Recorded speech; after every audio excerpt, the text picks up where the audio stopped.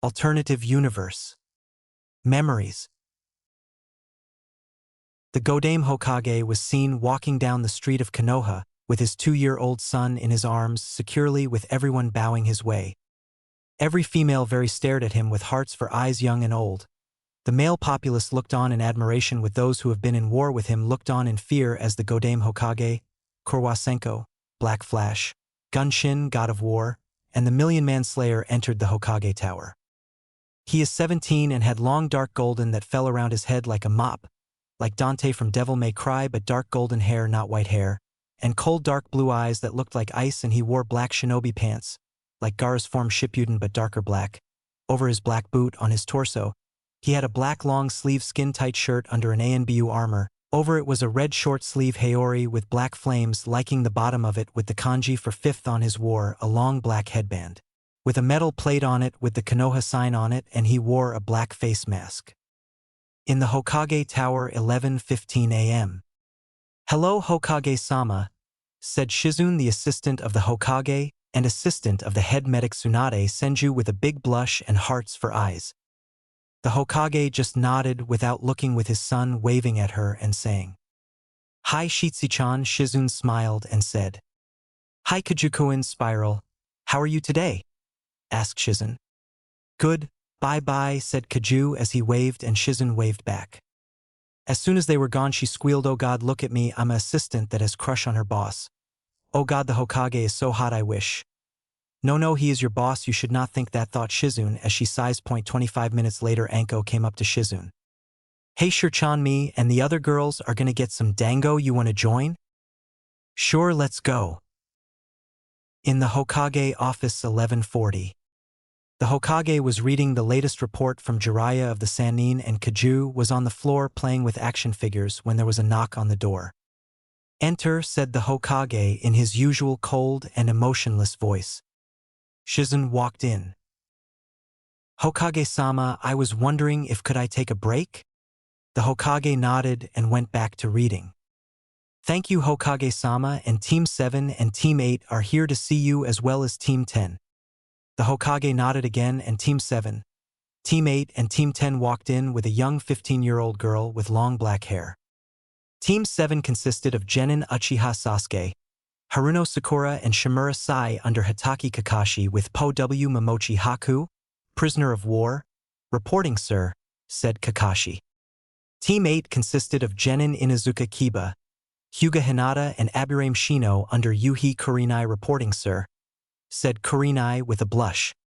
Team 10 consisted of Genin Nara Shikamaru, Yamanaka Ino, and Akimichi Choji under Sarutobi Asuma. "Reporting, sir," said Asuma.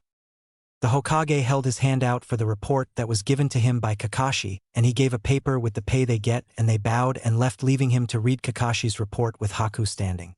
He held out 5 fingers and the ANBU left. "So Haku-san, you wish to become a medic nin of Konoha, do you?" said the Hokage in his usual voice that sent shivers down Haku's spine. "Hi Hokage-sama.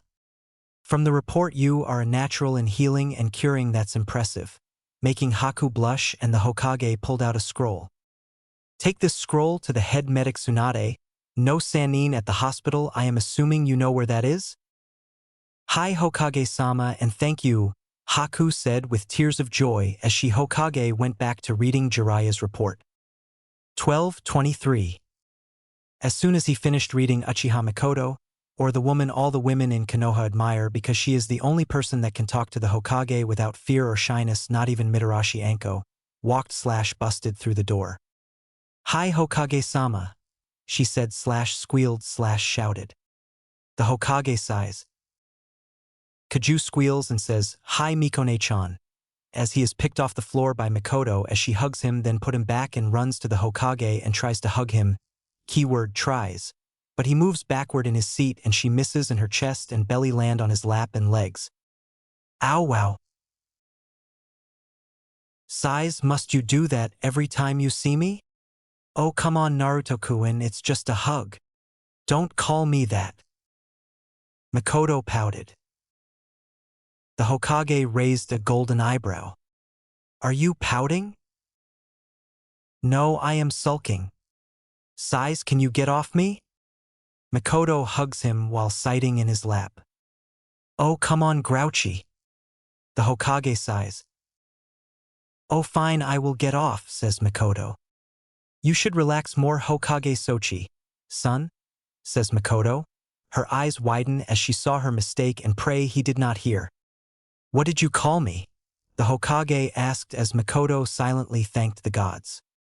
I called you Hokage-sama, Makoto says like she is innocent.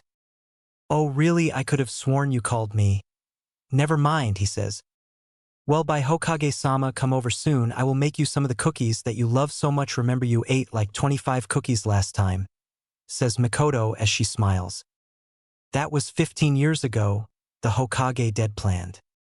It doesn't matter, just remember to come by soon, says Makoto as she left. Sigh, Makoto, how can I do that when I was the one that killed your husband, thought the Hokage. At the dango shop, 12:05 p.m. We find Shizune, Anko, Hana, Kurenai and Yugao sitting on a bench in the shop. So Shizune, what had you so down? Berating yourself for having fantasies of you and Hokage-sama again? Asks Anko as Shizune blushes. Anko! Shouted Shizune as Anko looked at her innocently. What? Grr! Growls Shizune. Oh come on Shirchan, every girl in and out of Konoha has fantasies of him, even me and the girls, right girls? Asks Anko and the girls blush. Anko! Yell the girls while blushing a new shade of red each. Oh come on, you know it's true, besides what are you doing here Yugao, shouldn't you be guarding the Hokage? Hokage-sama gave us an hour off, says Yugao. Oh well, ain't that sweet, looks like he returns only your feelings Yugao, I'm so jealous, says Anko. Yugao wraps her hand, the ruby pendant on her silver necklace, and holds it to her heart with a lost look on her face. Flashback.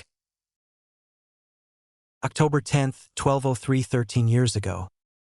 A 4-year-old Naruto was beaten and a bloody mess on his 4th birthday after what the villagers did to him again like almost every day.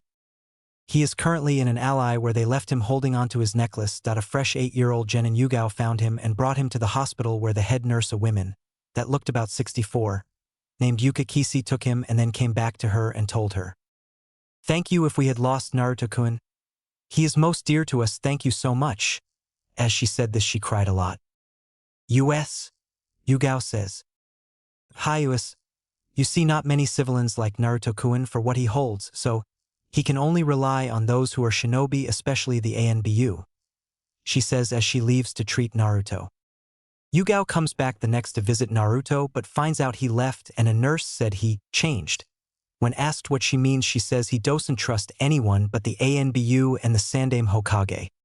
The next week her team heard that Naruto is going to the academy. Ridiculous, a 4-year-old going to the academy. Even Hatake Kakashi went at the age of 5 because his father was the Hatake Tsukumo and trained him since he could walk, but had he no ninja training, so she went to the Hokage. As she was at the door of the Hokage office she could hear voices she recognized of the Hokage teammates and the who gave the speech at the graduation of Jounin.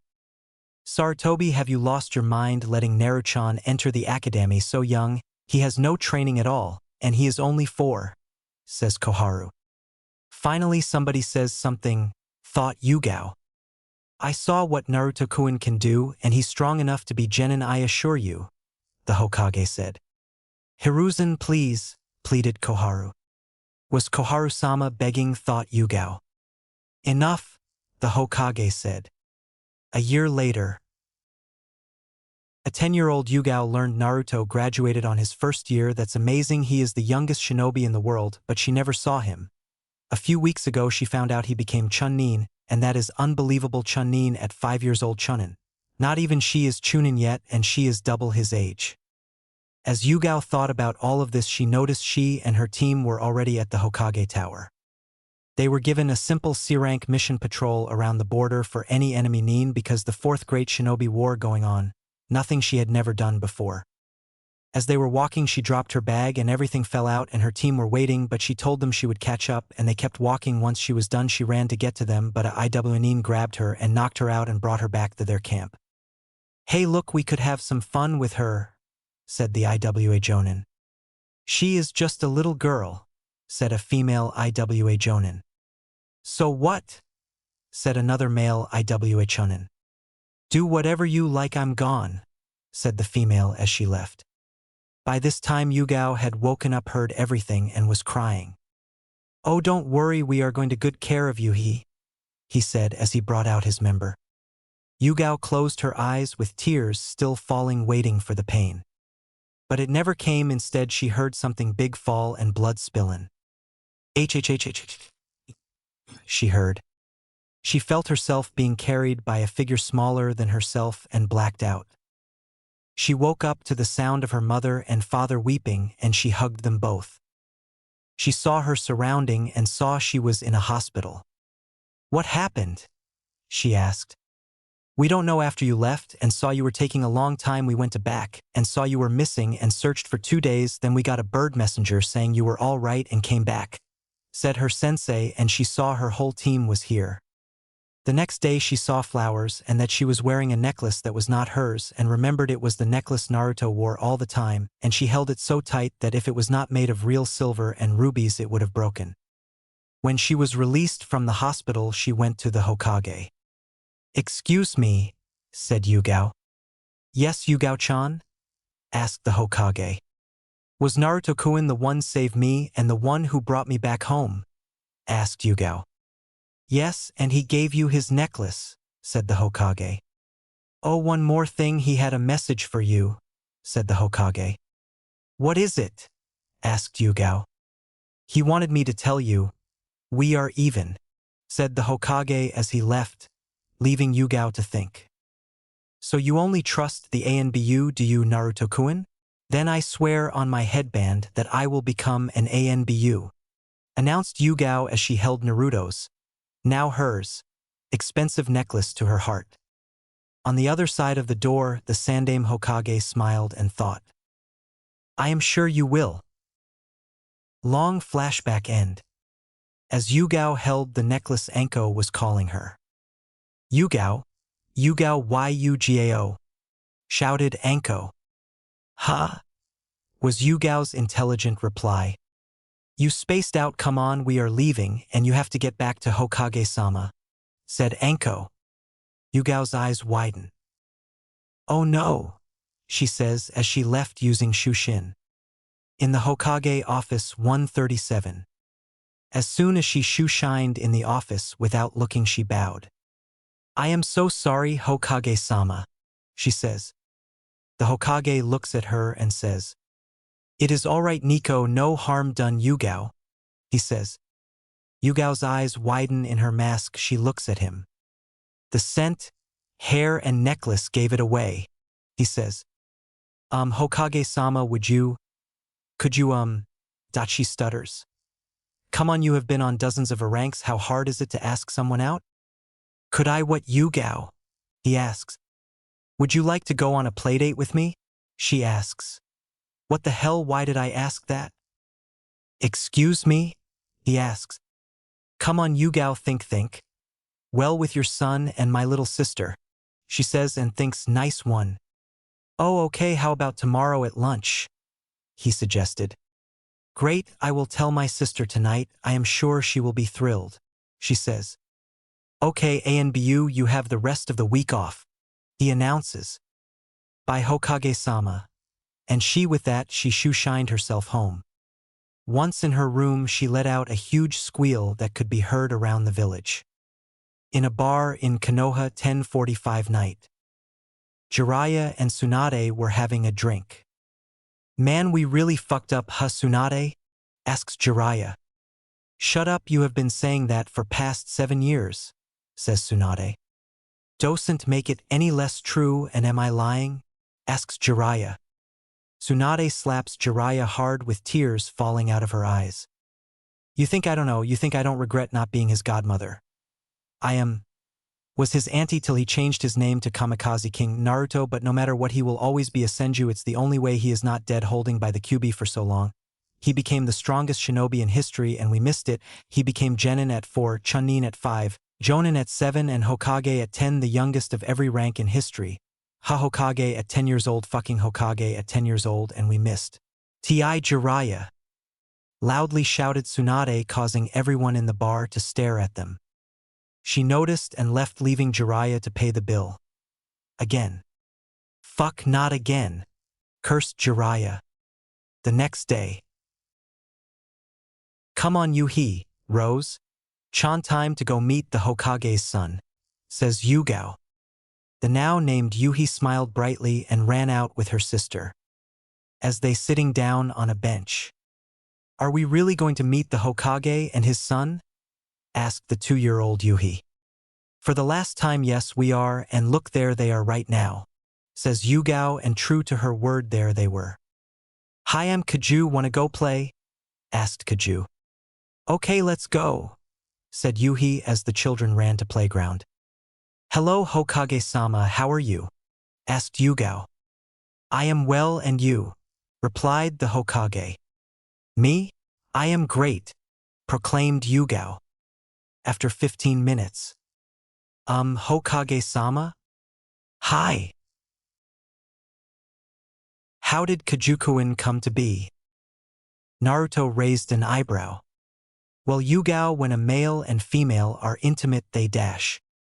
No, not that I meant how come he is your son, they never said you had a girlfriend or anything, so how? Asked again Yugao with a blush that is still spreading. Oh, that.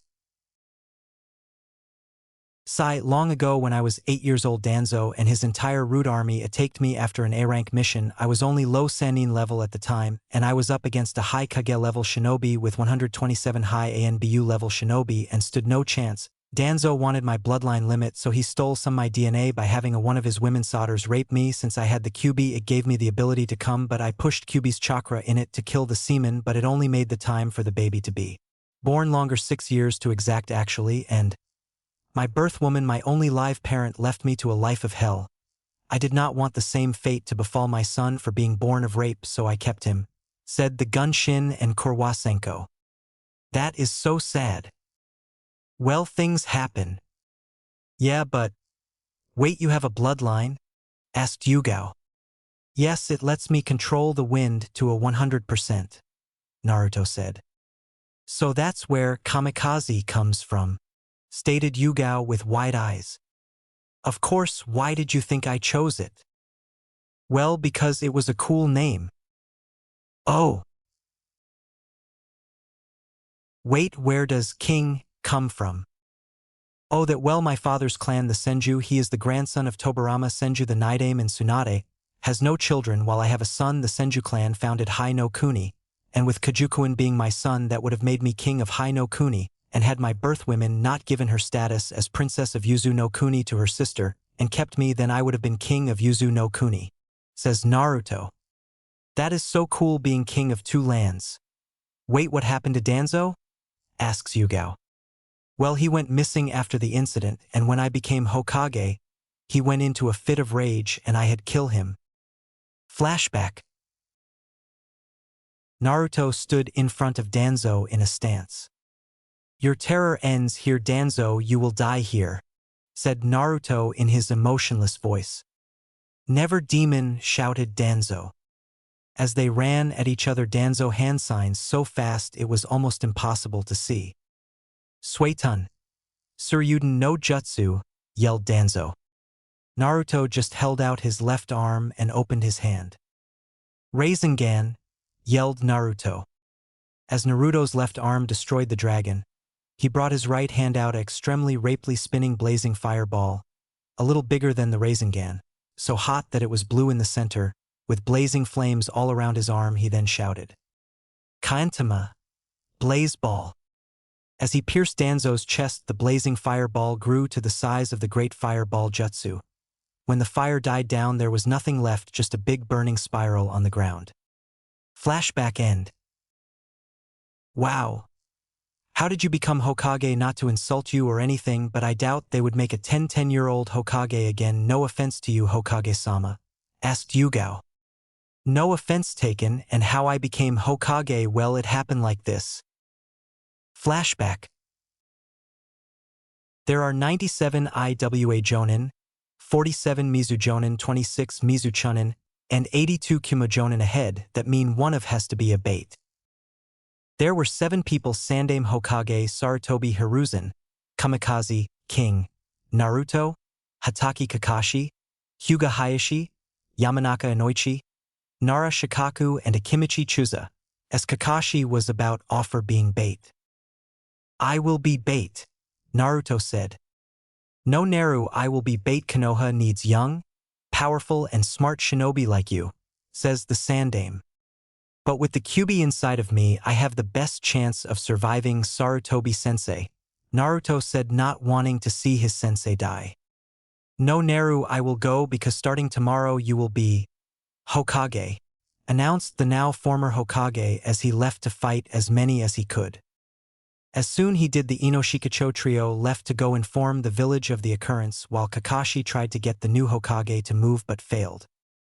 When Naruto saw his sensei fall dead in front of him, something broke and something awakened, and so began the killing streak of the Gunshin and the Million-Man Slayer. Flashback end. Changing. September 6th. We find Yugao sitting on the edge of her bed, recalling her day. Flashback. They were at an ice cream shop with the children eating their ice cream and ingering everything around them. "So are we done with the 20 questions? Asked Naruto. "Just one more question, would you? Would you?" Yugao stutters. "Come on, Yugao, you can do this." "What was I gonna ask? Come, what's the word? It had a D in it, I'm sure." "Sai Yugao, you shall dash." Naruto started. "Would you like to go on a date with me?" Yugao shouted without knowing, and when she did, she covered he mouth wide-eyed. Making in shop the everyone and look at them, and women admiring her for being able to ask the question that no woman in the world had the guts to ask. One date, what harm could that do? Naruto thought. "Very well, I will meet you at your home tonight at 8. How does that sound?" Naruto said. "Yes. Cough. I mean yes, that would be great. I will see you then," replied Yugao as Naruto left with his son. Flashback end. "I can't believe it, I have a date with Hokage-sama. No, I have a date with Naruto-kun," thought Yugao as she smiled contently, but she did not know her mother was watching and thought, seems I might have the Hokage as a son-in-law. She was always in love with him, thought Yugao's mother as she smiled. With Naruto at the Kamikaze estate. We find Naruto reading a book when there was a knock on the door. When he opened the door, he found an exited Uchiha Mikoto. "I thank you for watching my son Mikoto," Naruto said.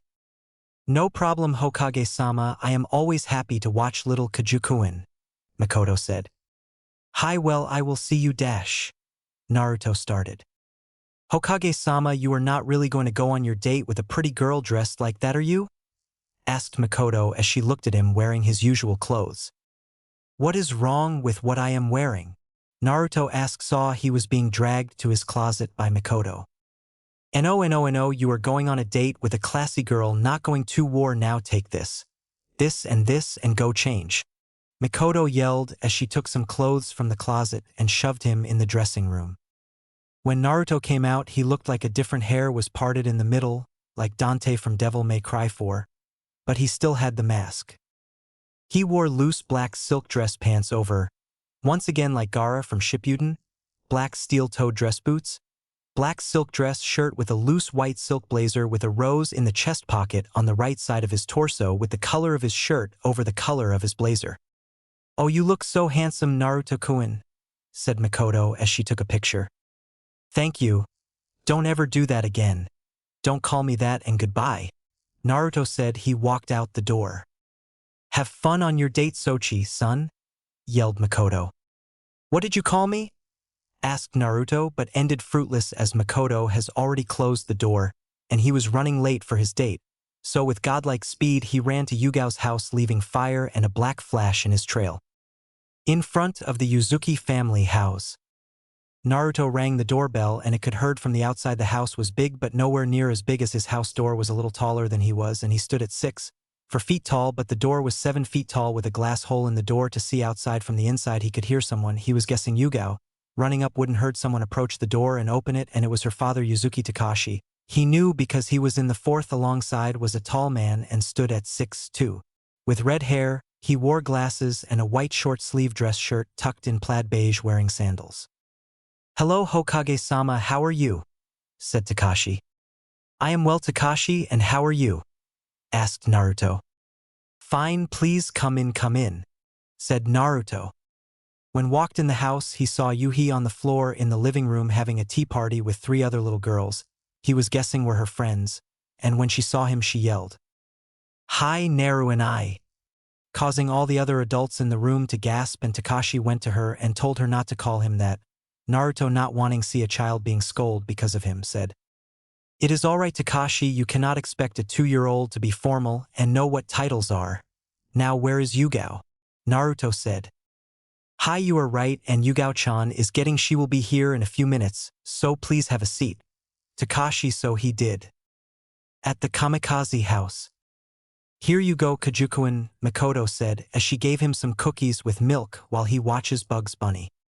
"Thanks Nei-chan," said Kaju, making Makoto smile. Why couldn't Sasu-chan stay a baby, sigh thought Makoto. But no matter what, Sasu-chan and Itachi-kun, and will always be my boys, even Naruto-kun, but he doesn't show it. Kushina doesn't realize what she mother leaves their oldest and first son to a village full of civilians that hated him. Thought Makoto. Past tense, cause they don't hate him anymore. In Yuzuyu no Kuni, the Uzumaki clan estate. "Kisi-chan, are your thing packed? We're leaving for the Chunin exams in Konoha in 2 days. Okay Achu," sneezed Kushina. "Are you okay mom?" asked Kisi in worry. A girl that like a younger version of Kushina but had yellow streaks in her hair. "Hi, just pack your thing," Kushina replied. "Don't worry Sochi, I will make things right." At the Yuzuki Manor. Yugao's POV. As I came down the stairs, I was sweating nervously and sporting a huge blush. "Okay, calm down Yugao, you can do this, you can do this." I thought, finally calming down. I was wearing a cherry red cocktail dress that really brought out my necklace and wearing red heels that made me 5.11 feet, rather my normal 5.9. Once I saw what Naruto was wearing, my heart skipped a beat and I thought, "Oh my god, he is so handsome, and I never knew how shiny his hair was, it looks so soft." But once I looked him in the eyes, I couldn't look anywhere else, like something was stopping me, and it was like we were the only people on the planet. Naruto's POV. I saw Yugao coming down the stairs, and she looked so beautiful, and I had an unfamiliar feeling in my stomach, but dismissed it as nothing. But when I looked her in the eyes, I did not want to look anywhere else. Normal POV. Yugao came up to Naruto, who finally came back to Earth, stared him in the eyes for what seemed like hours and said, "Hello Hokage-sama." She finally said, "Ah yes, hello Yugao, this is for you," he said as he held the rose in his blazer pocket. May I?" asked Naruto. Hi," answered Yugao. Naruto then put the rose in her hair and behind her ear when all of a sudden there was a bright turn to see Yugao's mother with a camera, holding a picture of them. Such a cute and young couple. Now have fun kids, and Hokage-sama, please try bringing her back before midnight, please, bye," she said as Naruto and Yugao ran out the door and down the street. Young love, remember when we were like that Takashi-kun? Why don't you take me out anymore? Huh? Well, I'm waiting, nagged Yugao's mother to her husband while he thought. Why did you do this to me, Hokage-sama? With anime tears. In the streets of Konoha. So Yugao, what do you like to do? Naruto asked. Well, there is that karaoke bar we could got to, Yugao replied. Wonderful, lead the way, he said. Okay, this way, she said while she thought. Okay, so far so good. When they reached the bar, Naruto was about to pay when the woman said there is no need to pay with hearts in her eyes while Yugao glared at her, and they got to their room. They stood in front of each other, their face only a foot away from one another, sharing the microphone when the song was I Never Thought by Trish Tweetrang and Asia 4. Just so you know, I am far from owning this song. Naruto. Just an ordinary day. Started out the same old way. But when I looked into your eyes, right then I knew. I found the one. Yugao. When I saw you smile at me, I felt the quivering through my knees. All along I knew someday I'd give my heart to someone just like you. Baby, every day has always been the same thing. Till you came along. Yugao and Naruto. Now it's amazing what a pleasant change. 1,000 words I still can't explain. I never thought I'd be in love like this. I never thought I'd be a fool just for one kiss. I never thought that I'd be here with someone like you. Never thought that I would be in love the way that I do. The musical break. Yugao and Naruto. Baby, every day has always been the same thing. Till you came along. Now it's amazing. What a pleasant change. 1,000 words I still can't explain. I never thought I'd be in love like this. I never thought I'd be a fool just for one kiss. I never thought that I'd be here with someone like you. Never thought that I would be in love the way that I do. Here I am still around and wondering, how did I make it without you? Like a fairy tale that has just came true. I'm so in love with you. I never thought I'd be in love like this. I never thought I'd be a fool just for one kiss. I never thought that I'd be here with someone like you. Never thought that I would be in love the way that I do. As they stood there, when they realized how close they were, they backed away from each other, with Yugao's face being 3 different shades of red, and after that they left. At the Foring Leafs restaurant of Foring food. They were eating their meals on the roof of the restaurant, with Naruto using a jutsu of his own creation that makes the food he holds Shushin into his mouth, and they were the only ones there because they did not want the attention. Hokage-sama, why do you still always wear that mask? Naruto blinked. I don't know, it was originally to not get any fangirls, but did not turn out so well. I guess I got used to wearing it after so long. Why? It's just that, well, nobody remembers your face. Oh. Back at the Yuzuki house, 11:53. Naruto and a blushing Yugao were at the door. Thank you for walking me home, Hokage-sama, Yugao said. No problem at all, Yugao. Good night, Naruto said. Good night, Yugao said as Naruto turned to leave. Hokage-sama, this is your chance. Hi, Yugao, Naruto said as he turned around. Yugao ran to him, grabbed his mask, removed it, and gave a kiss on the lips for 5 seconds before she ran inside her house, blushing like mad, leaving a shocked Naruto. Got his head back out of the clouds, he put up his mask and flashed back home. Back at the Kamikaze house. He walked in to see a sleeping Makoto on the couch, and with a sigh, he does that a lot, doesn't he? He carried her to one of the guest rooms and laid her down under the covers, and went to Kaju's room to see him sleeping, and then wrote a letter saying Makoto was here and okay, and sent it to the Uchiha estate, and removed his clothes, now holding only a loose black cargo pants with 2 red stripes on each leg and a loose white long-sleeve shirt. He took a shower and wore said clothes and recalled his day one more time and went to sleep. Let's begin, shall we? Please forgive me. September 7th. Naruto woke up to a strange but very nice sensation. The covers covering the bottom half of his face, and he opened his eyes only to stare into a pale-skinned and smooth neck, and felt soft and wet lips on his forehead, and he had soft raven hair in his hair tickling him when the person moved back. Naruto did not know why, but his body seemed to miss the contact. When Naruto got a clear view of who it was, he thought, why am I not surprised? Sai, what are you doing in my room, Makoto? Naruto asked in a softer voice rather than his cold and emotionless one, which really surprised Makoto. Well, Naruto-kun, I brought you breakfast as a thank you for letting me stay here and tucking me in bed when it should be the other way around, Makoto said the last part quietly. Naruto looked surprised, but then remembered why he woke up. And you kissing my forehead was because? He asked, and she looked surprised. He didn't tell her to not call him that, but still answered him. Because I wanted to. Now come on. Or else you will be late for work, and you're the Hokage. What kind of village would we be if our own Kage doesn't show for work? Naruto got up, brushed his teeth, and took a shower.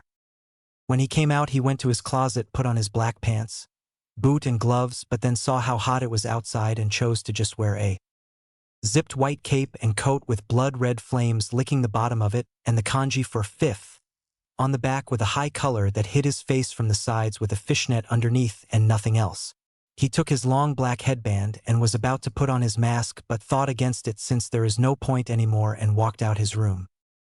As he was walking down the hall to Kaju's room to see him waking up and took him to the bathroom and brushed his teeth and walked down stairs with him in his arms. Once downstairs he sees Mikoto cooking with an odd glow around her. She did not seem to notice him so he cleared his throat which caused her to fall in surprise, but he was not made Hokage at 10 years old for nothing and caught her with his right arm and Kaju in his left arm. She looked surprised and turned her head to him, in his arm with her eyes closed, and while smiling said, "Thank you," and when she opened her eyes they widened in shock as she looked at his handsome, whiskered and serious face for the first time in nearly 14 years. The gunshin lifted her up so that she could stand, but she was still in a daze, and he put Kaju on his chair where he was eating his cereal. She was snapped out of her shock when the Hokage started shaking her lightly, and when he saw that she was back to normal, so he left the pay in her apron and he started leaving but was stopped by a hand on his shoulder right outside the door. He turned around to see Mikoto there, so he raised an eyebrow. She stood on her toes but only managed to get the top of her head to his chin, not even close to where she wanted to reach because he was so annoyingly tall, and she got very annoyed, so she nodded her index finger in a get down here motion and he lowered himself till he was her height. Mikoto gave a sweet motherly kiss on the cheek and walked away, leaving him in shock. The Hokage snapped back to reality and left the streets of Konoha. The Hokage was walking to his office when he noticed something out of the corner of his eye, a stand full of magazines with a picture of him and Yugao on their date, and investigated and took one and began to read. The Hokage was spotted on what seemed to be a date with a woman named Yuzuki Yugao, but the real questions are, is the Hokage now off the market and taken? When the Hokage was done reading the magazine, he shoeshined to his office before people other than shop owners started waking up. The Hokage's office. When the Hokage appeared in his office, he saw that none of the Jounin were here yet and sat down behind his desk and began reading a request from Tsunade for more funds for medical needs and signed it, and he looked up to see the Jounins. They all shocked to see his face, and all the women had cherries for heads. The Hokage said, "All those who want their students to compete in the Chunin exams state their nomination. I nominate Team 7 consisted of Genin Uchiha Sasuke, Haruno Sakura and Shimura Sai under Hatake Kakashi.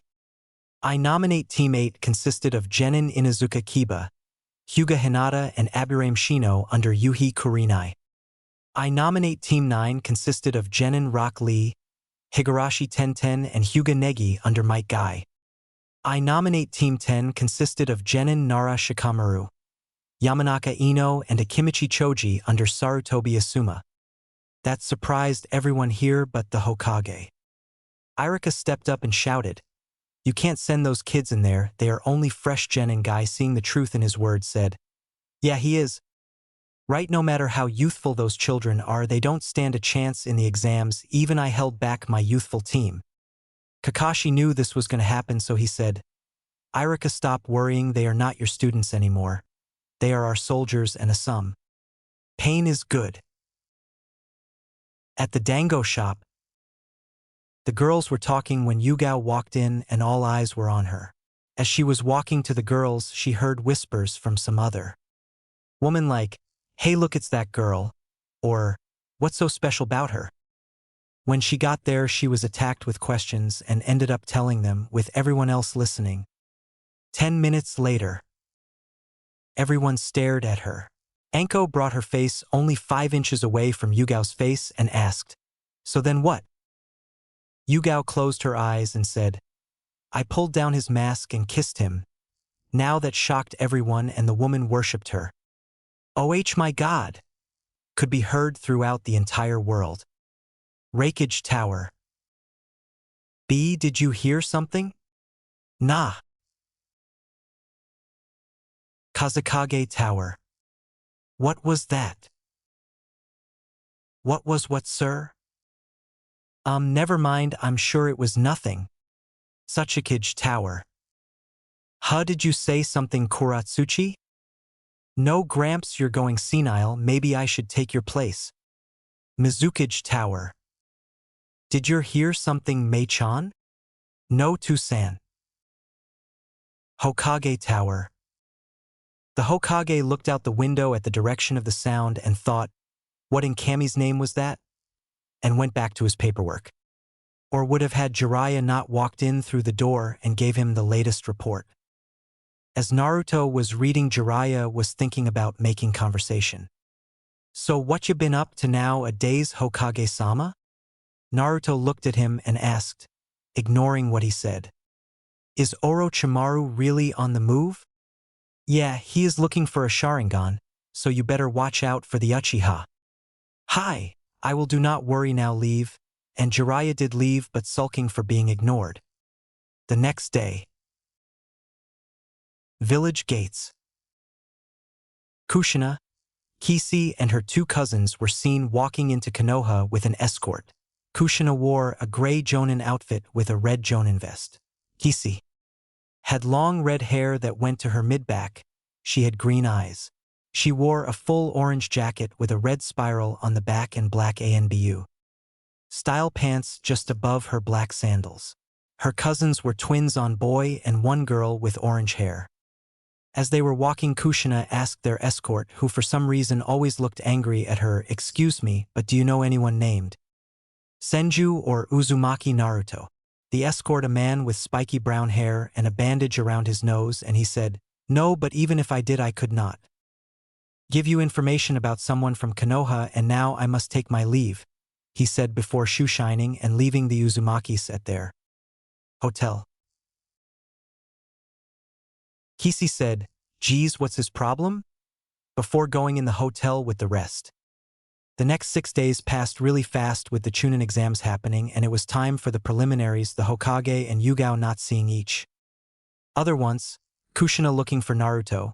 She does not know he is Hokage, and the Hokage faces won't do anything because she never saw him after the ceiling where he got his whiskers. With no results, and she even checked in the info book, but all that she could find was someone that is named Kamikaze.K.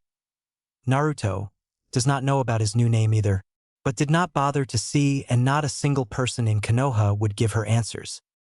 Forest of Death Tower. September 12. With the Hokage being in the tower, he could have sensed Orochimaru, so he did not make a move. There were the Rookie Nine, a team from Kiri, the Sand siblings, a Kumo team and an Oto team. They were all lined up with their team with all of the Jounin senseis next to them. The Hokage walked in, wearing his new clothing, white long-sleeved cape with blood-red flames, with his Hokage hat covering his head, and to the chair with the ANBU next to him, one of the ANBUs being Yugao. When he sat down, he let Hayate say the speech while he looked at the Chunin hopefuls and saw some potential in some of them. The matches went by really quick. One of each team from Konoha passed, one Miss Genin and Oto Genin, all of the Sand siblings and an Uzumaki. Anko stepped forward and shouted, "All right, maggots, all of you pick a number, look at the screen. Uchiha Sasuke number 1. Hyuga Negi number 2. Sabaku no Gara number 3. Dosu number 4.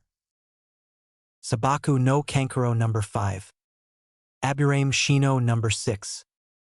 Nara Shikamaru number 7. Sabaku no Temari number 8.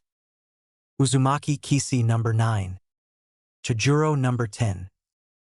Anko shouted, "All pairs will face each other, and you will get a letter of where and when the finals will be held. Now get out." Everyone filled out, and the ANBU and the Hokage shushined to his office. First Lemon. "All of you leave, but Nico stay, I wish to talk to you." The ABNU left but Yugao, and she removed her mask. "Sai Yugao, why did you kiss me?" Yugao's lips quivered a little, and she stutters while bowing her head to hide her tears. "WL Hokage-sama, I do and not know please FF forgive me for my actions." Naruto removed his hat, placing it on his back, walked up to her and gently lifted her head with some tears falling into his hand, and saw her very beautiful face full of tears with red eyes from crying, but when she saw his face she blushes. Hokage-sam dash. Naruto leaned in slash down and kissed her, still holding her chin. Yugao's eyes widened but then close in a daze-like state with a lot more tears falling. On the carpet, but unlike before, these were tears of joy. Slowly Yugao wrapped her arms around Naruto's neck while standing on the tip of her toes because he was so tall, and Naruto wrapped his arms around her waist. After about 5 seconds, Naruto licked the bottom of Yugao's red lips, asking for entrance, to which she happily complied, and they fought for the win, with Naruto winning since, unlike Yugao, this not just his second kiss. Eventually they had to breath, and when Yugao opened her eyes she noticed that they were in his bedroom. She knew because the Hokage robes were right on the table. Yugao removed her light Anbu armor and muscle shirt, leaving her only in her pants and bra, and after that she grabbed Naruto's jacket and unzipped it, but saw he wasn't wearing his sweater and was shirtless with just his pants. Soon after their touching, kissing and licking, they both undressed each other, and Yugao lied down on his king-sized bed with Naruto licking and kissing her neck while hovering over her when he stopped and asked, "Are you ready, Yugao-chan?" "Hi Naruto-kun, but it's my first time, so please be gentle." Naruto put the tip in her wet folds and entered her slowly, with her crying out in pain and pleasure. Kunoichi are have to break their hymen while they are in academy, but with Naruto's 9-inch member, it still hurt. Once Naruto was fully inside her, he started moving and sped up, making Yugao yell in pleasure till he was thrusting at faster speed. All of their sweat falling on the bed, and you could hear the sound of flesh hitting flesh. After about an hour, Yugao was on her 4th orgasm while Naruto was at his 3rd. "Let's come together, Naruto-kun." "Hi." Both of them started to move their hips, causing them both to moan out as they interlaced their fingers. They began to start picking up pace as their moan and pants of pleasure escalated in noise as the pleasure both were receiving built up. As they were receiving her climax, Naruto pushed Yugugo onto her back and started thrusting into rapidly as he bit down on her collarbone. He could feel her walls enclose around his member as they both cried out their now lover's name and came. "Na Naruto Kun. Why Yu-chan?" Though neither were done yet, as Naruto flipped himself on his back with Yugugo straddling his waist this time as she jumped up and down on him, picking up the pace. The earlier pace was too gentle, and it was driving her crazy as she sped up her thrusts faster and faster, hoping to get rid of the aching in her lower region, and so she could finally feel the full effect of the pleasure she was missing. Naruto rubbed and kneed both her breasts as he thrusted into her, matching her movements thrust for thrust. "Naru Koi. Why Yu-chan?" After they were done, they fell asleep under the covers. First lemon end. September 11th.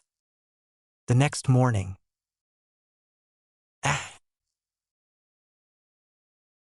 That instantly woke the couple up, and they looked at the doorway to see Mikoto with a look on her face that screamed murder. "What are you doing in bed with her, Naruto-kun?" Naruto, with his godlike speed, got off the bed and wore his pants and grabbed Mikoto's wrists, but she struggled to get to Yugao. "Let me go, Naruto." But Naruto, being known as the strongest man to ever walk the earth, held on tight and demanded, "Uchiha Mikoto, I order you to calm down right now." Mikoto has never before spoken to like that by Naruto, so she stopped struggling. "Why? Look at what you two did. I am not gonna let you just go around having sex. Why do you care? I am not your son." "Naruto, she just dash." Naruto grabbed on tighter and shouted, "I am not your son, Mikoto, get it though your head." Now that stopped all movement, and Mikoto looked up at Naruto with lots and lots of tears flowing out her eyes and a very sad expression on her face. She pulled her hands from his grip and ran out the house crying. Naruto's widened, and he looked at behind him to see Yugao nod, so he ran out the house after Mikoto. Mikoto, wait please," he shouted, but with no results as Mikoto ran out the gate, and he had to check on Kaju and Desi dead too. Get her to talk to him later. Once he was in Kaju's room and saw him still sleeping, he went back to his room to see Yugao wearing her gear minus the mask. Naruto-kun, does this mean that we are… Well, you know? Yugao asked her back facing to him. Naruto did not say anything but walked up to her back and wrapped his arms around her waist and gave her neck a kiss, causing her to moan. Does that answer your question, Yugao-chan? He asked. Yugao turned around in his arms and placed her hands on his still naked chest, but once again had to stand on her toes, but Naruto helped by leaning down and kissed her. Yes, it does, she said before she began crying, making Naruto worry. What is wrong, Yu-chan? Yugao laughed a little while looking down at the necklace she was wearing and said, It's nothing coy, it's just that I thought that I would only dream of this day. You know, me and you together. I have always loved you, Naruto-kun, she said before she kissed him again. Yugao-chan, you have to know that you can only call me that when you don't have the mask, right? He asked after breaking the kiss. Yugao smiled. That's okay as long as I get to be with you. Now I have to go because my parents will wonder why I never came home by Naruto-kun. Naruto smiled and gave her a peck on the lips before she left. Lunch. Naruto could be seen walking down the street away from his office. As he was walking, he saw a stand. Flashback.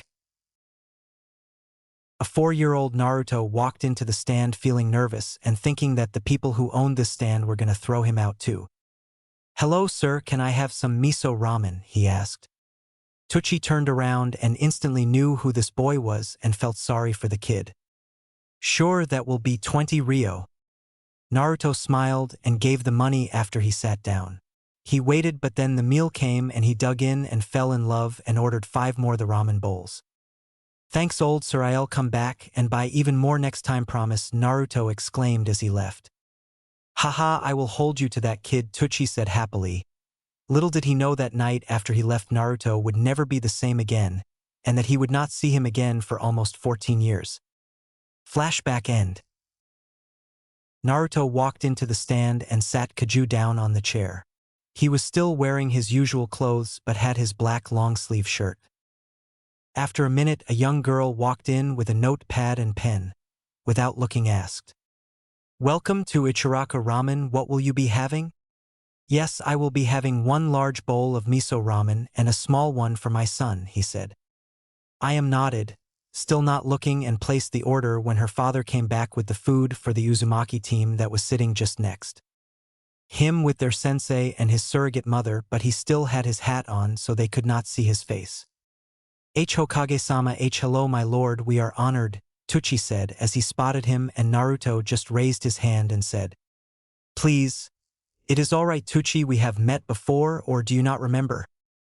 Of course I remember, Hokage-sama, but you were still just a child back then. Hi, I was now, can me and my son please get our meals?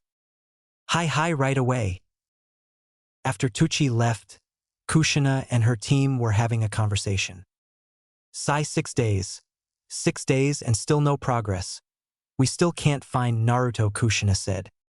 Yeah, but we still have another month to look for Aniki. Don't worry, Kasan, we are going to find him no matter what, that's a promise of a lifetime, Kisi said. After their food came, they ate, with Kaju being only 2 years old. Naruto finished his meal in a few seconds, much to the amusement of everyone, so that he could feed Kaju, which was so kawaii that the girls couldn't help but squeal. What's his name, Hokage-sama? Kisi asked. Kaju, he said without looking, but then saw that Kushina was looking at Kaju than him, but he did not know why because he was wearing the hat to cover his face. Then it clicked. Kaju looked just like him, but with the spiky hair he had when he was younger and no whiskers, and he hoped she did not put 2 and 2 together. Sochi? Kushina asked. Damn, he said, and put the money down on the table and made a run for it. Sochi, wait, Kushina shouted as she saw her blood son leave at speed that left a very hot trail on the ground behind him. Oh my god, Naruto and I is the Hokage, said the team of Jounin as they were following the trail with their mother/aunt when they were stopped by a very angry Mikoto that slapped Kushina hard, leaving a red mark on her face. How dare you show your face here after what you did? She shouted. Kushina got up and looked mad. Makoto, what the hell? Get out of my way, I have to see my Sochi, Kushina said angrily. Your Sochi, you have no right to call him that. Were you there to love him when he cried after a beating he got from the villagers? Makoto said. Kushina could not say anything as what she read from the reports she got from Hiruzen told her of them. What beatings? Asked Kishi's male cousin named Toshiro. Makoto ignored her and said, Where were you when he became Genin, when he became Chunin, Jounin, or when he became Hokage? Well, were you? Makoto shouted. And oh, okay, I wasn't, I'm sorry, Kushina shouted, crying. Don't worry, that's fine because I was, Makoto said. Kushina's eyes widen as she looks at Makoto as she turns her back to her. Only I have the right to call him my son, and he is, she said before she shoe-shined away to the front of Naruto's house to tell him not to worry about Kushina, and once she appeared in the house, she felt her left cheek against a warm and hard chest and very strong arms wrap around her frame, and she was looking into a rough and tan neck with a chin on top of her head. Once she inhaled the scent of who it was, she smiled softly and hugged the very tall man. I am sorry, Makoto, please forgive me, Naruto said, still holding her. On one condition, Makoto said, holding on even tighter. I will not leave you, Gao, he said. No, nothing like that, just Makoto started. Just what? He asked. Call me Ka-san, Makoto said. Naruto was really surprised, and all those time that she was with him came to mind. Hi, Ka-san, he said. Makoto let loose a few tears and if possible held him tighter. Arigato. Sochi, she said softly as if in content. The truth revealed and test. October 1st. Nearly a full month has passed with Kushina and her team constantly trying to see Naruto after finding out that he is Hokage. Team Kushina. Minus Kushina herself tried to break into the kamikaze estate but were caught by the ANBU, and they were asked why they tried to break into the Hokage's home. They said that they wanted to see him, but the ANBU said that they will see him at the exams. At the Hokage's office. Naruto reading the details of what Orochimaru was doing, and Kaju was playing with his toys when there was a knock on the door. Enter, he said with his hand at his kunai at the ready, as the two people who are outside the door have Kage-level chakra, he sensed. After the knock, the two people entered, and it was the Mizukage, Terumi Yagura. He is older and alive in this FIC. A 52-year-old man wearing the usual Kage outfit, same as the one Naruto is currently wearing but blue, and a red-haired woman about Yugao's age wearing a blue dress. Hello, Hokage Dano, the Mizukage said as he sat on a chair. Yes, hello to you as well, Mizukage, and who may I ask is this? The Gunshin said, and you could feel the iration in him as he pointed at the red-haired woman that was hugging his giggling son. The Mizukage looked and choked on his own breath and shouted, I put him down right now. And she did, and then she sat down with her father. The Mizukage turned to Naruto. I am sorry for my daughter's actions, he said, ashamed of his daughter. It is all right, Mizukage Dano, and do not worry. No harm done, it is just I don't feel comfortable with my son being held by a stranger, he said. Through the entire meeting, Kaju kept on playing with his toys, but after 10 minutes he fell asleep, and Mei kept on trying to look under the Hokage's hat to see his real face and not the one on the monument, and after the Kages talked about an alliance, and after he removed his Hokage hat and they saw his face, making Mei look like an idiot as she stares at his face. She then suggested something. M2-san, how about a marriage that seals the alliance for good? She asked, making both of the Kages look at her, and an ANBU with a Nico mask Shushin next to the Hokage. My lord, pardon for my intrusion, but this scroll just came in from the daimyo of Hai no Kuni. Nico/Yugao said as soon as she heard about that suggestion. Naruto, knowing what this was about, took the fake scroll Yugao has given to get in. Ah yes, thank you, Nico, he said, not telling her to leave. The Mizukage took this as a chance to ask about the suggestion. Marriage? With who? Yagura asked with a raised eyebrow. Mei took this as her chance.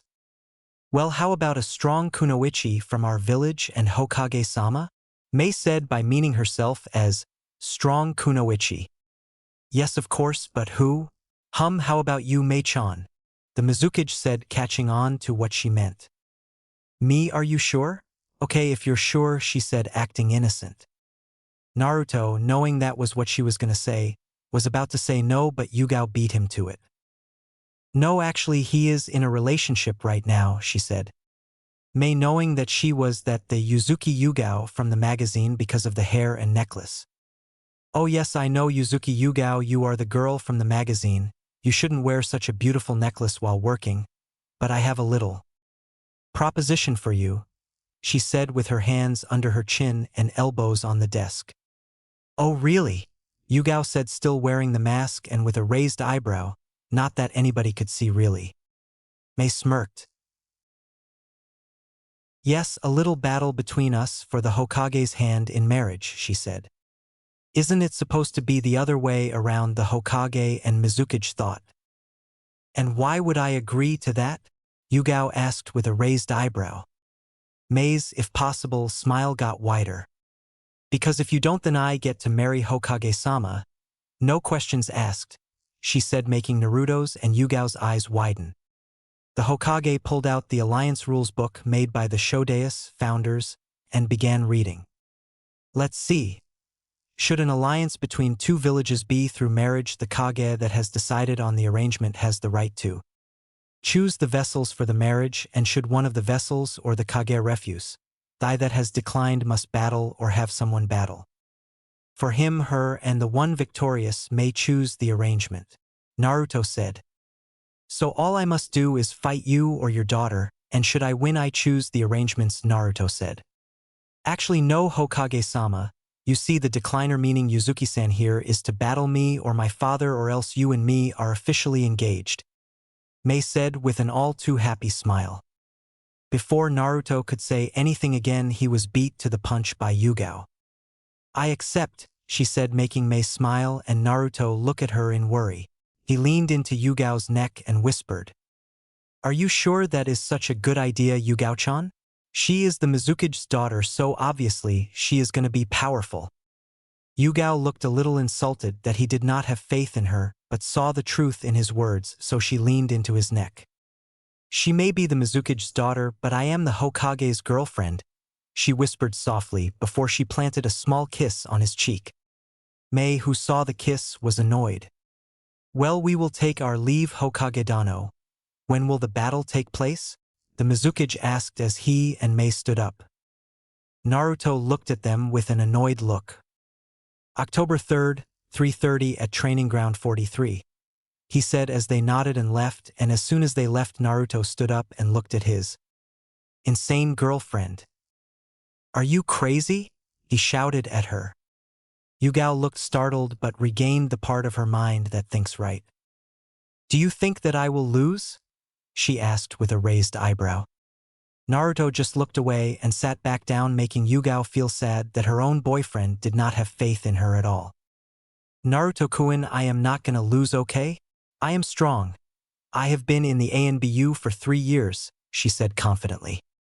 Naruto stood up again but leaned his down so that his face was an inch away from Yugao's face and closed his eyes. Sigh, Yugao.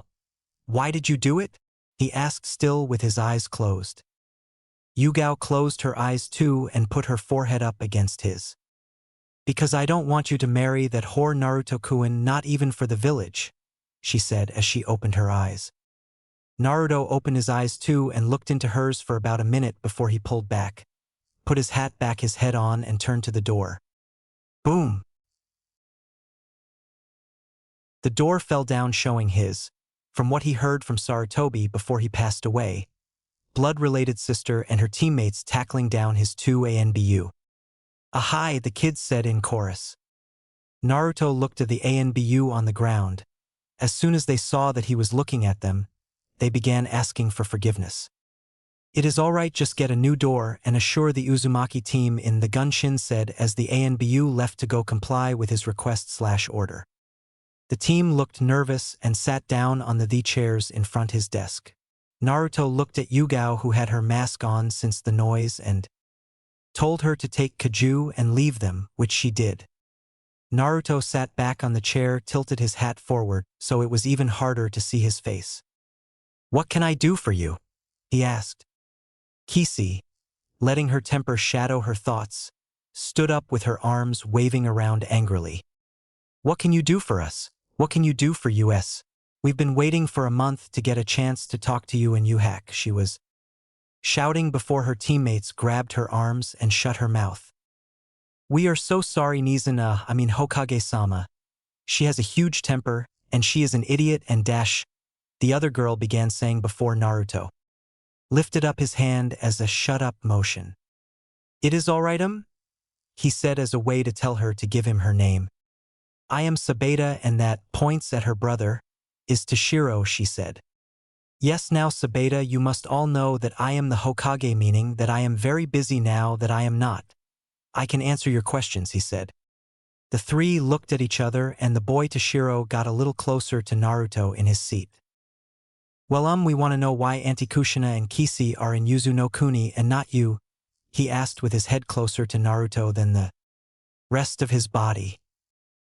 "Well, I don't know," and Naruto was about to say when he pointed a kunai to the window. "Come out right now or you will die," he said, making everyone there look at him oddly before Kushina walked in through the window. "I suppose you were, made Hokage for a reason, Naruto-kun," Kushina said with a small smile. "Jounin Uzumaki Kushina, I am the Hokage, and you will call me as such," he demanded coldly and angrily, but it was not usual, it was just her. "Hi, pardon my actions, Hokage-sama," she said with a frown.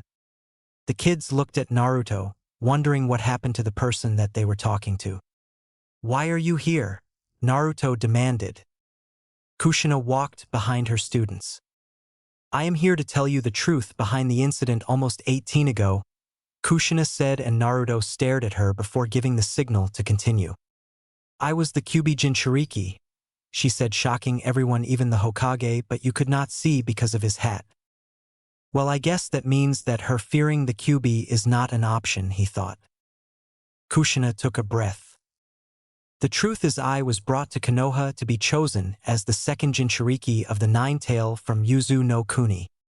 At the words second Jinchuriki, Naruto put his elbows on his desk and his hands in front of his face. "If you lived in a whole other country, why were you chosen as the next Jinchuriki?" Naruto asked. "Yes, I lived in another country and a different village. But Hai no Kuni and Yuzu no Kuni countries and Konoha and Uzumaki villagers had strong ties to one another," Kushina said. "Shinobi of the Konoha Senju clan and the Uzumaki's Uzumaki clan were distant blood relatives.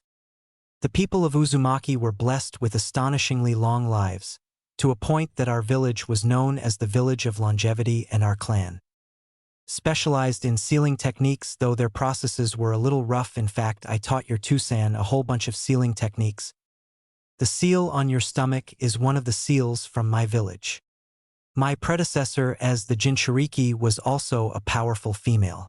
I guess it was appropriate since I had the special chakra that can suppress the Nine-Tails chakra. It's funny, her was named Uzumaki Mito. She became the first Hokage's wife and I end up marrying the fourth." Kushina laughed a little with a small blush. With a large sigh, Naruto pinched the bridge of his nose in annoyance, making Kushina look at him in worry like he was gonna go mad and kill everyone. "That is great and all, but let me ask you this again, Sai. Why did you become the second Jinchuriki?" he asked a little louder than he intended. Kushina and her team looked a little scared as they have all heard what he did during the Fourth Shinobi War. "Uzumaki Mito was my adoptive grandmother, and I was the happiest child in the village," she said with a smile. "Naruto's left, I was twitching madly and it looked like he was about go on a killing spree. You could not see it, but you could feel it. Okay, the reason I was made Jinchuriki was because Mito-sama said that before a child could become a Jinchuriki, they must be filled with love," she said with a bigger smile. "Do you know about the battle between Uchiha Madara and the Shodai?" Kushina asked. "Yes, I do. As Hokage, you must know everything about everything," he said. Wow, that sounds like a lot of work, Kisi said. I'll say, Toshiro said before Naruto cleared his throat as a way to tell them, shut up.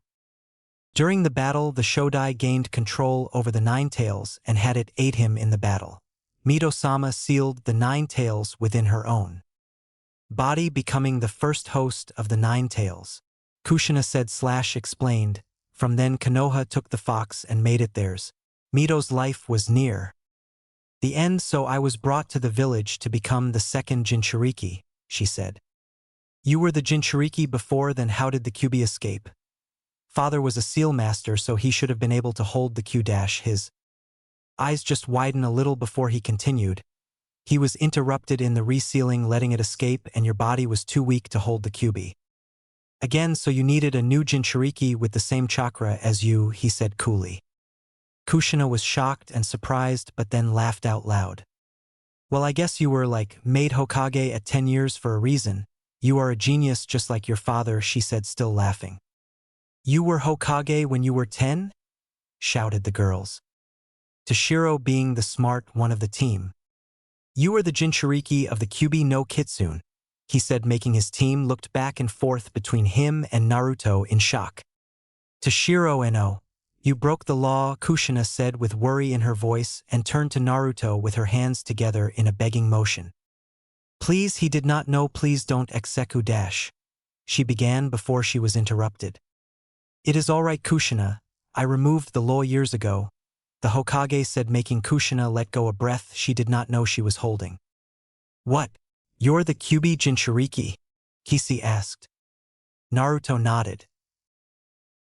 That is so cool, the kids shouted. Kushina chuckled. Only when you don't have the life I did, kid, Naruto thought. Kushina, Naruto called. Yes, and our Hokage-sama? Kushina said as she corrected herself. Father was interrupted by what? Naruto asked. By a masked man. He attacked us and took you after your birth, and Minato told me that all attacks through him and he was as fast as him, she said. Mask man, that is as fast, father maybe he uses time/space element, Naruto thought. You were gonna tell me as to why you left, he said. Kushina blinked before she put her head down. After I had you, I took a picture of you with me to Yuzu for my family because it would be unsafe to carry you with me, so I had to leave you with Hiruzen for a while, and while I was there we got a letter saying that you died from Orochimaru, who at the time was still a Konoha shinobi, so I decided to go to Konoha to see for myself. Right at the border there he was with one of his dead, sick and twisted experiments that he made from your blood from your birth. I did not want to believe it, but when a mother sees something dead that looks like her only child, she goes mad, so I attacked him and ran back home. I am so sorry, she said with her head still down. Kushina? He called again as if he never heard what she said. Hi, she asked again as she brought her head up. How is your daughter 12 years old? Is she my half-blood? He asked. Of course not, I would never love another man besides your father, Kushina said, disgusted at the thought of being with another man. That is not the answer to my question, he said sternly. Oh right, hee, Kushina said, rubbing the back of her head. Well, 3 months before the Kyuubi attack, me and Minato… she stops with a huge blush. Okay, I get it. Just tell me the goddamn reason, woman, he said, pinching his nose again to stop a headache. Kushina ignored her own son calling her woman and said, About 3 months after I gave birth to you, we found out that I was a few weeks pregnant and it was growing after I gave birth to you, but I still had some of the Kyuubi's chakra inside my body stopping her from growing and getting older. 4-6 years, Naruto finished for her. Kushina was surprised that he knew that. Yeah, how did you know? She asked. Naruto did not answer as a bird landed the window. He picked up the document and it was titled, The Great Jiraiya-sama's Report. Naruto turned to Kushina while still looking at the document. Kushina, have you seen Jiraiya or Tsunade in the past month? Kushina looked surprised. No, only Tsunade, she said. Okay, well, Jiraiya is in the village at the dango shop in the west of Konoha, and since you lived here for almost 30 years, I am assuming that you know where that is. Maybe you should go see him. I am sure your daughter will be happy to see her godfather. He told the truth as a trick to use her daughter as a way to make Kushina leave. Kushina began. Kyofu is here? Kisi asked. Naruto nodded. Let's go, she shouted as she grabbed Kushina and ran while asking her which way to go, with her cousins and teammates following. After they were gone, he began reading. 20 minutes earlier, Yugao shoeshined in front of the home of the Hokage and took the sleeping Kaju to his room and lied him down in his crib before he began to stir. And woke a little. Yugao began to panic as she knew that if a child stays awake too long, then he can't be put to sleep for a long time. She began. Kaju, you want to listen to me sing a song? She asked in a cute baby way. Kaju nodded. Okay, here goes, she said as she smiled. Kisses don't lie. Owned by Rihanna, not me. Kisses don't. No, they don't. Never don't lie. You can run if you want, but you can't hide. Telling you it's the truth, don't you ask why. Kisses don't. No, they don't. Kisses don't lie. Verse 1. Smiley face. Emotions come and go. Who knows how the wind will blow? There's so little in this world to trust in. Seduce themselves with lies. Some don't realize. They call it love, but it's really only lusting. Refrain. So you see, you and me, we're getting close to the danger zone. Show me how, tell me now. Should I stay or should I go? 'Cause I'm caught between yes and no. Hook. 'Cause when you kiss me, I feel everything that I've been missing. I try to slow down, but my heart won't listen. And it's tearing me all up inside. And when you touch me, I feel a rush, but I'm afraid that it might crush me. Should I put my trust in something I don't trust in? I try to run, but there's no place to hide. 'Cause baby, kisses don't lie. Kisses don't. No, they don't. Never don't lie. You can run if you want, but you can't hide. Telling you it's the truth, don't you ask why. Kisses don't. No, they don't. Kisses don't lie. Verse 2. Smiley face. You whisper in my ear. But are your words sincere?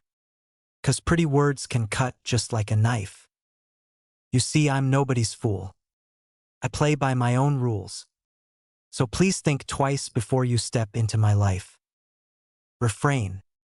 So you see, you and me, we're getting close to the danger zone. Show me how, tell me now. Should I stay or should I go? 'Cause I'm caught between yes and no. Hook X2. Refrain. Hook. By the time she was done, Kaju was fast asleep and she kissed his forehead, and with a smile she left room. I wonder if that is what it feels like to be a mother. Who knows, maybe in a few years when me and Naruto-kun are that close we could start a family of our own. She then went to Naruto's room and took in the scent. Smells just like him, like wildflower, she thought with a blush as she lied down on the bed and fell asleep. She woke up 15 minutes later and decided to take off her sword, whole arm-long gloves and mask, and shoeshined back to the office. 20 minutes later, Yugao shoeshined into the office behind a sleeping Naruto who had his head on his arms. She smiled softly and put her arms on his shoulders, on not around, and her chin next to his right ear. Ha! Naruto said as he woke up. Yugao smiled even more. Sleep well, Naruto-kun? She asked as she kissed his cheek. Naruto grabbed her hand and shoeshined them to the training ground next to his backyard. He walked a little away from her and turned around. Where is Kaju-kun? He asked with his back to her. Yugao blinked. He is in his room sleeping, she said. Naruto turned to her with a serious look on his face. Good, as long as we are here you will refer to me as Naruto-sensei, understand? He asked. Naruto-kun, what is this Abu dash, she began. Understand, he shouted/asked. Yugao saluted. Hi, Naruto-sensei, Yugao said loudly. Good, he said. Listen to me, student, he ordered. You are of the elite and ANBU Black Ops. You know how hide. But I will teach you to vanish. You know how to cover your tracks. But I will teach you to destroy them. You comply to your requests. But you will obey my orders. Understand, he said. Yugao nodded. Good, let us begin, he said before he ran at high NBU speed straight for Yugao. Yugao ran as well with 2 kunais, 1 in each hand. When Yugao was about to hit Naruto, he disappeared and reappeared behind her and kicked her, sending her flying forward.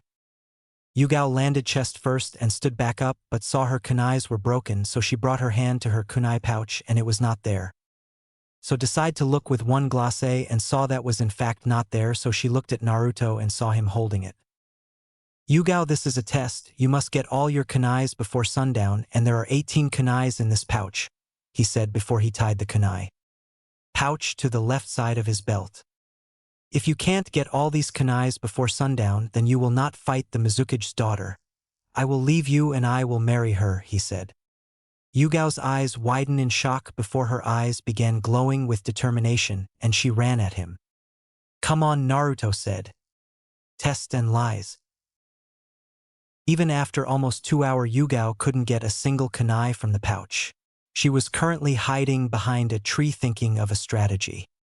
As soon as she thought of one, it was destroyed like the tree she was crouching behind.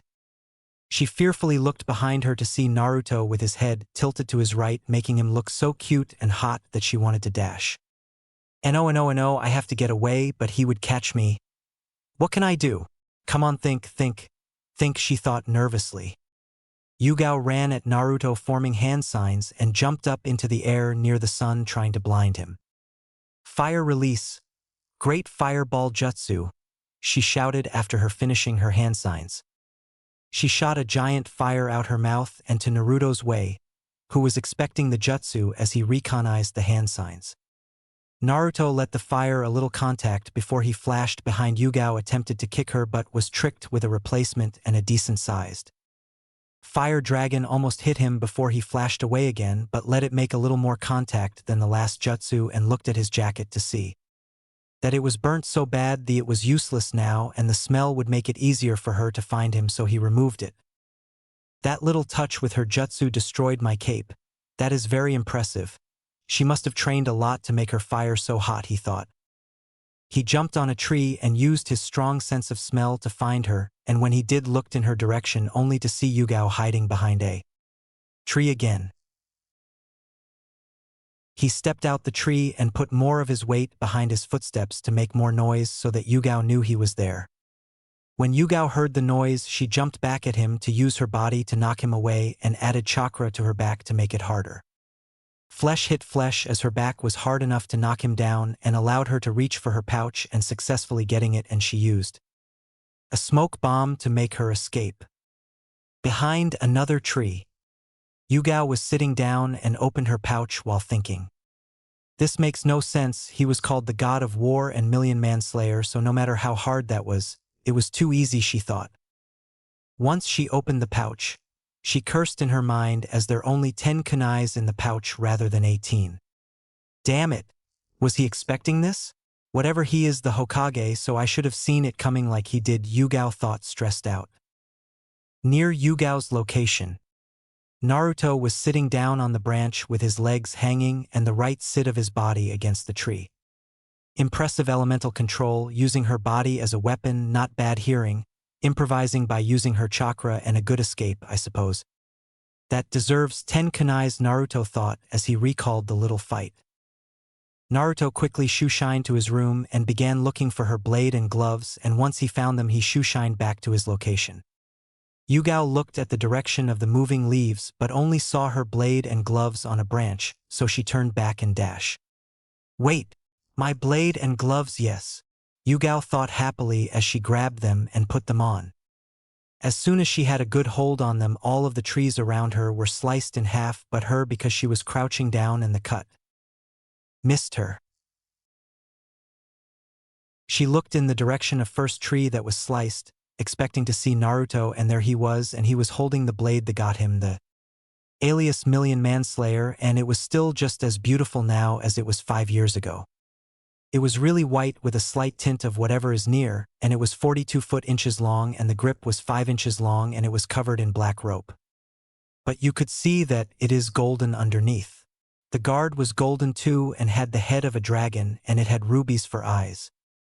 She ran and engaged him in a kenjutsu battle and was not doing half bad but knew that he was holding back. Naruto's point of view. I held my blade in defensive position and saw how strong her attacks are, and so far they have been quite strong. She is very quick, and her guard is not the best I have ever fought, but it was nothing to joke about. But the defects are her combos. She has 20 different combos, and they were quite easy for someone of my caliber to see through. After exactly 30 minutes I saw that she was far from being tired, so I left her cut my chest but not deep enough for blood to come, and jumped away, leaving for kunais, where I was thinking it was enough for the great kenjutsu fighting. Normal point of view. Yugao grabbed the kunais and hid far from their previous location and put them in her kunai pouch. Okay, 4 kunais left and I get to fight that whore.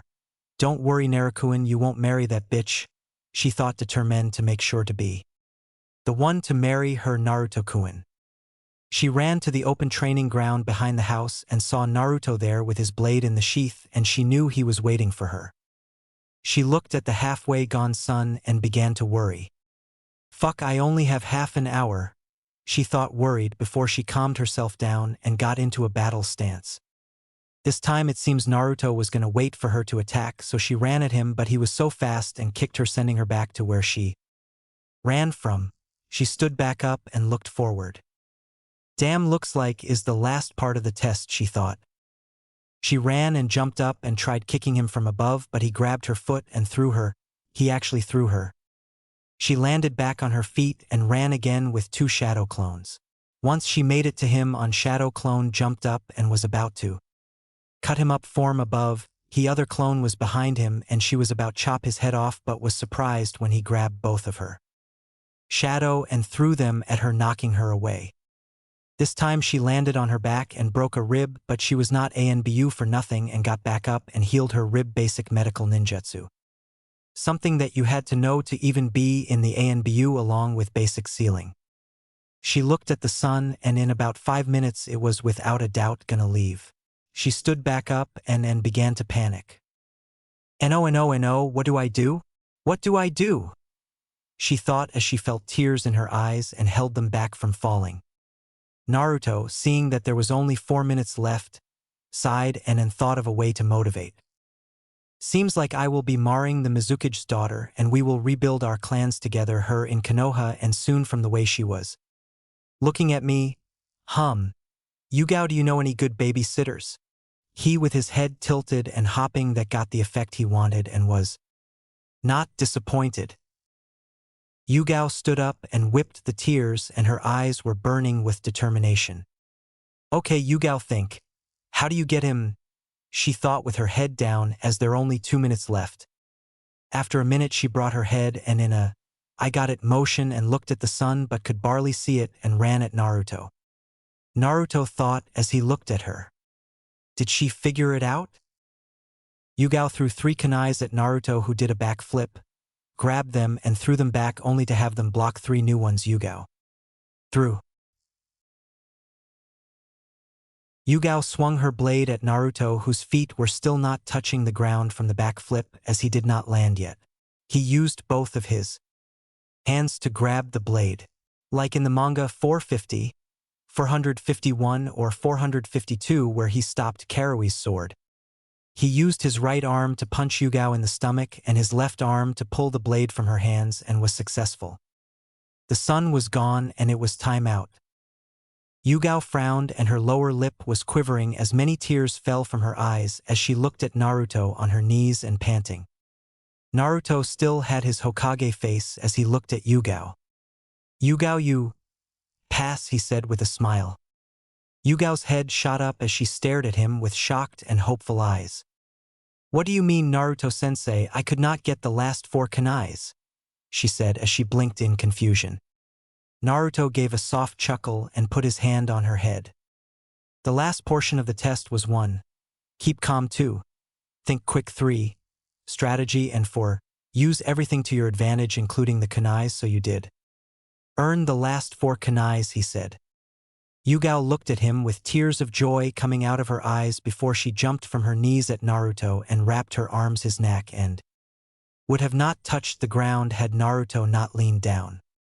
Yugao kissed him on the lips and he kissed back and snaked his tug into her mouth, which she enjoyed very much since he always tasted like vanilla for some reason. Naruto shoe-shined them to his room and laid Yugao down on the bed where she fell asleep immediately, and Naruto chuckled as he removed her clothes so that she becomes more comfortable and left her in her pants and shirt with a note on the table. Konoha Hot Springs.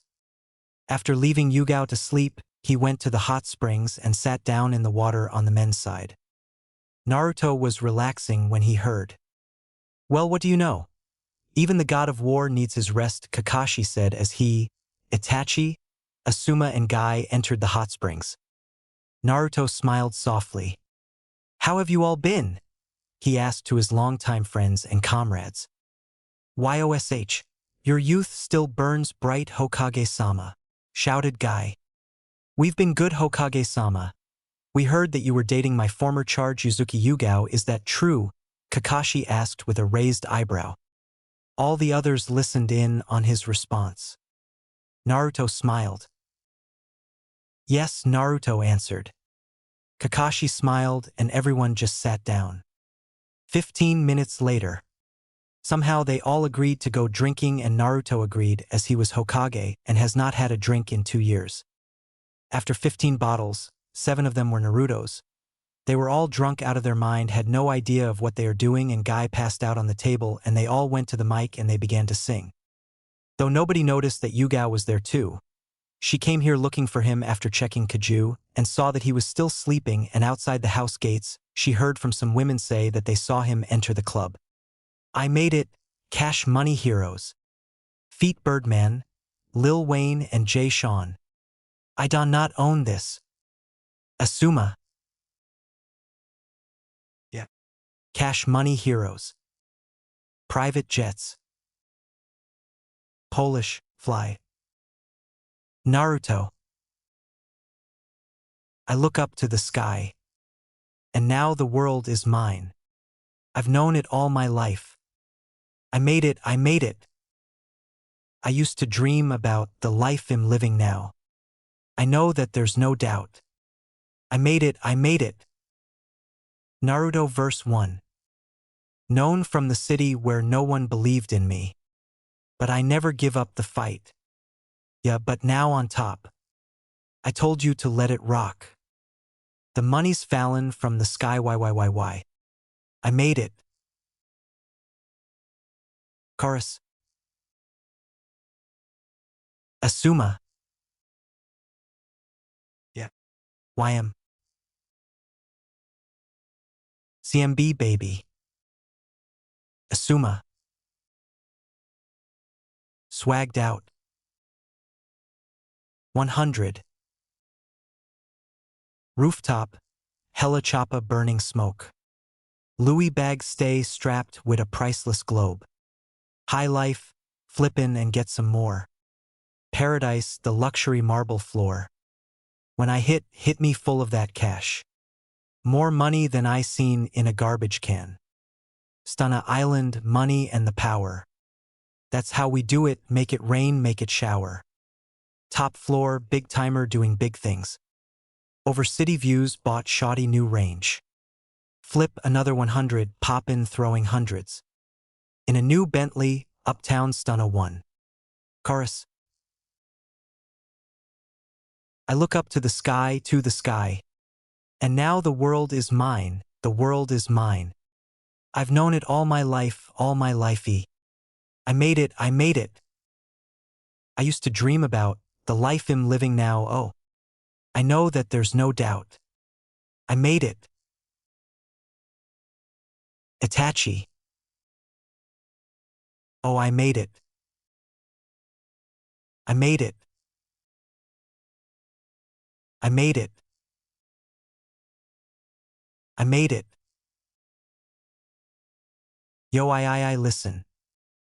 See, I don't live for glamour, and I don't care for fame. I'm in this for the love of the game. Funny how things can change. They didn't believe in me. Then they calling my name. Now look who cashed in. They didn't want to know me back then. But ever since I gone platinum, everything turned around. And now the sky is falling down. Chorus. Kakashi came from the gutter, looking like my Moda. Made it to the goal line, straight out the huddle. Cash money gold mine, Wheezy stay loyal. Boy, we getting money like we just found oil. And that's word to my red flag. I live first and leave the bullshit dead last. I lay it down so hard I got a bed rash. And I just tell em to loaf it when the bread pass. Staring at you from the top of the game, man. I might drop the world if I change hands. I'd feel good to be here, Wheezy in the building got this bitch rebuilt. Young Money. Chorus. I look to the SKYYY. I made it. Oh. Made it, I made it. Yes, I did. Yes, I did. Yes, I did. Yes, I did. Yes, I did. I made it. Once they were done, they were confronted by 4 women who asked them to dance, and they agreed. After about 10 minutes, Naruto was busting out moves that nobody ever expected from someone but just thought stuff happens when you are drunk. The woman that Naruto was dancing with grabbed Naruto's head and gave him a hard kiss, and you could see her tug, but that was cut short. As Yugao just jumped the woman and knocked her out cold, and her friends took her away, Yugao then looked at Naruto, who could not even stand still, and took his arm and brought him back to the house. Kamikaze Estate. Yugao dropped Naruto on the bed, began to remove her clothes to become more comfortable, leaving her only in her bra and panties, and finally looked back. She saw that Naruto was half naked with only his pants, and he hugged her from behind. I love you, Yugao-chan, he said. Second lemon. Naruto, still drunk, began to rub Yugao's breast and used his right hand to unstrap her bra and his left hand to remove it, and really began to rub her breasts, making Yugao moan loudly. Yugao could feel Naruto's clothed erection pocking her back, screaming for attention. She pushed him on the bed and got on her knees in front, unzipped his pants and brought his rod outside his boxers and began stroking him. Once he was at his fullest, she took him in her mouth, and it was the first time she put a dick in her mouth, and she enjoyed the taste of it. She could only take 5 inches without choking, and she heard him moaning, and she loved hearing it. After 10 minutes, she heard him say, "Oh, Yugao-chan, I'm gonna come," but did not listen to him and let him finish inside her mouth. When he came, she tasted him. So salty. It tastes nice, she thought as she swallowed. Before she even knew what was happening, she was on her stomach on the bed without her underwear, so she was naked, and she got on her hands and knees, and she felt his dick enter her folds and screamed in pleasure. Naruto, drunk the entire time, kept on thrusting into her at rapid speed, doggy style. Yugao had her eyes closed in pleasure and began screaming as she felt her climax and came all over his dick, making it easier for him to thrust in her. After 10 hard thrusts, Naruto came inside of her and fell on her back, holding her from behind, but was still hard. "Yugao, can you lift up your leg?" Naruto asked out of nowhere. Yugao nodded and lifted up her leg and Naruto grabbed it. Naruto started thrusting upwards into her, making her scream again as she felt tighter than before. Naruto then brought his right arm above the pillow and under her neck, pulled her closer and grabbed her left breast. Yugao turned her head and Naruto began making out with her, and if you were watching you could see their tongues. After half an hour Naruto and Yugao climaxed for the 5th time that night, so she fell asleep and Naruto was so drunk he passed out too. The next morning, October 2nd. Yugao woke up and felt something poking her ass and looked to see Naruto's morning problem. Even his morning problem is almost 8 inches, she thought, and without knowing it, began to jerk it, making Naruto moan in his sleep. She smiled when she heard him moan. She removed the covers and got to the foot of the bed, and her ass was facing the door. She put his dick in her mouth and began bopping her head, and after 5 minutes he came in his sleep, surprising Yugao. Second lemon end. Naruto woke up and saw Yugao still sucking his dick, began to moan, and he came again when the door opened, revealing a very shocked Makoto. Makoto had her dinner plates for eyes and her jaw was on the ground. "Ah!" she shouted as she fainted. He healed his head of the hangover that was discovered by Tsunade 3 years ago. Naruto got off the bed with his dick still out, and only then did he realize that he was still wearing his pants even during all the sex last night. He walked to Makoto, never putting his dick back in his pants, and grabbed Makoto bridal style and carried her to one of the guest rooms and left her there. He then went to Kaju's room to see him still sleeping. He sighed. When he got back to his room, he saw Yugao dressed. "Your parents again?" he asked, already knowing the answer. Yugao nodded sadly. "I will see you soon, okay?" he asked. Yugao nodded again before giving him a kiss on the lips. He had bent down a little again, and Shu shined back to her room. He finally noticed that his dick was still out and his pants were wet from all the sweat, and so he took his pants off and went to the shower. Once done with the shower, he went to the mirror and he looked at himself. As he stared into the mirror, he began to see his younger self with the spiky hair and remembered how his hair became heavy. Flashback. As Naruto watched his sensei fall, something inside broke and he ran at them with his blade and began using his bloodline to use the air. "Hey, it's just a kid," a cloud Jounin said before his throat was cut open and he fell dead. "What the?" a stone Jounin said before his throat was sliced open too and he was nowhere near Naruto. Naruto was using his bloodline to make strong wind cut with his blade, and no matter the distance, if you are in the direction that he shot or through the wind blade, you will be cut as if you were cut with a real blade. You know, like Virgil's sword Yamato from Devil May Cry can cut anything without even touching, no matter the distance. Naruto began to kill everyone one by one, and soon the speed of his blade swings became so fast that it was almost impossible to see them. After 10 minutes Naruto was done. In 10 minutes 97 Stone Jounin, 47 Miss Jounin, 26 Miss Chunin, and 82 Cloud Jounin were killed by a 10-year-old who was still not moving and was covered in blood. Not a single part of his person was not red, especially his hair. It had so much blood in it that it was becoming heavy and it brought the hair down. Kakashi was in shock at what his longtime friend did.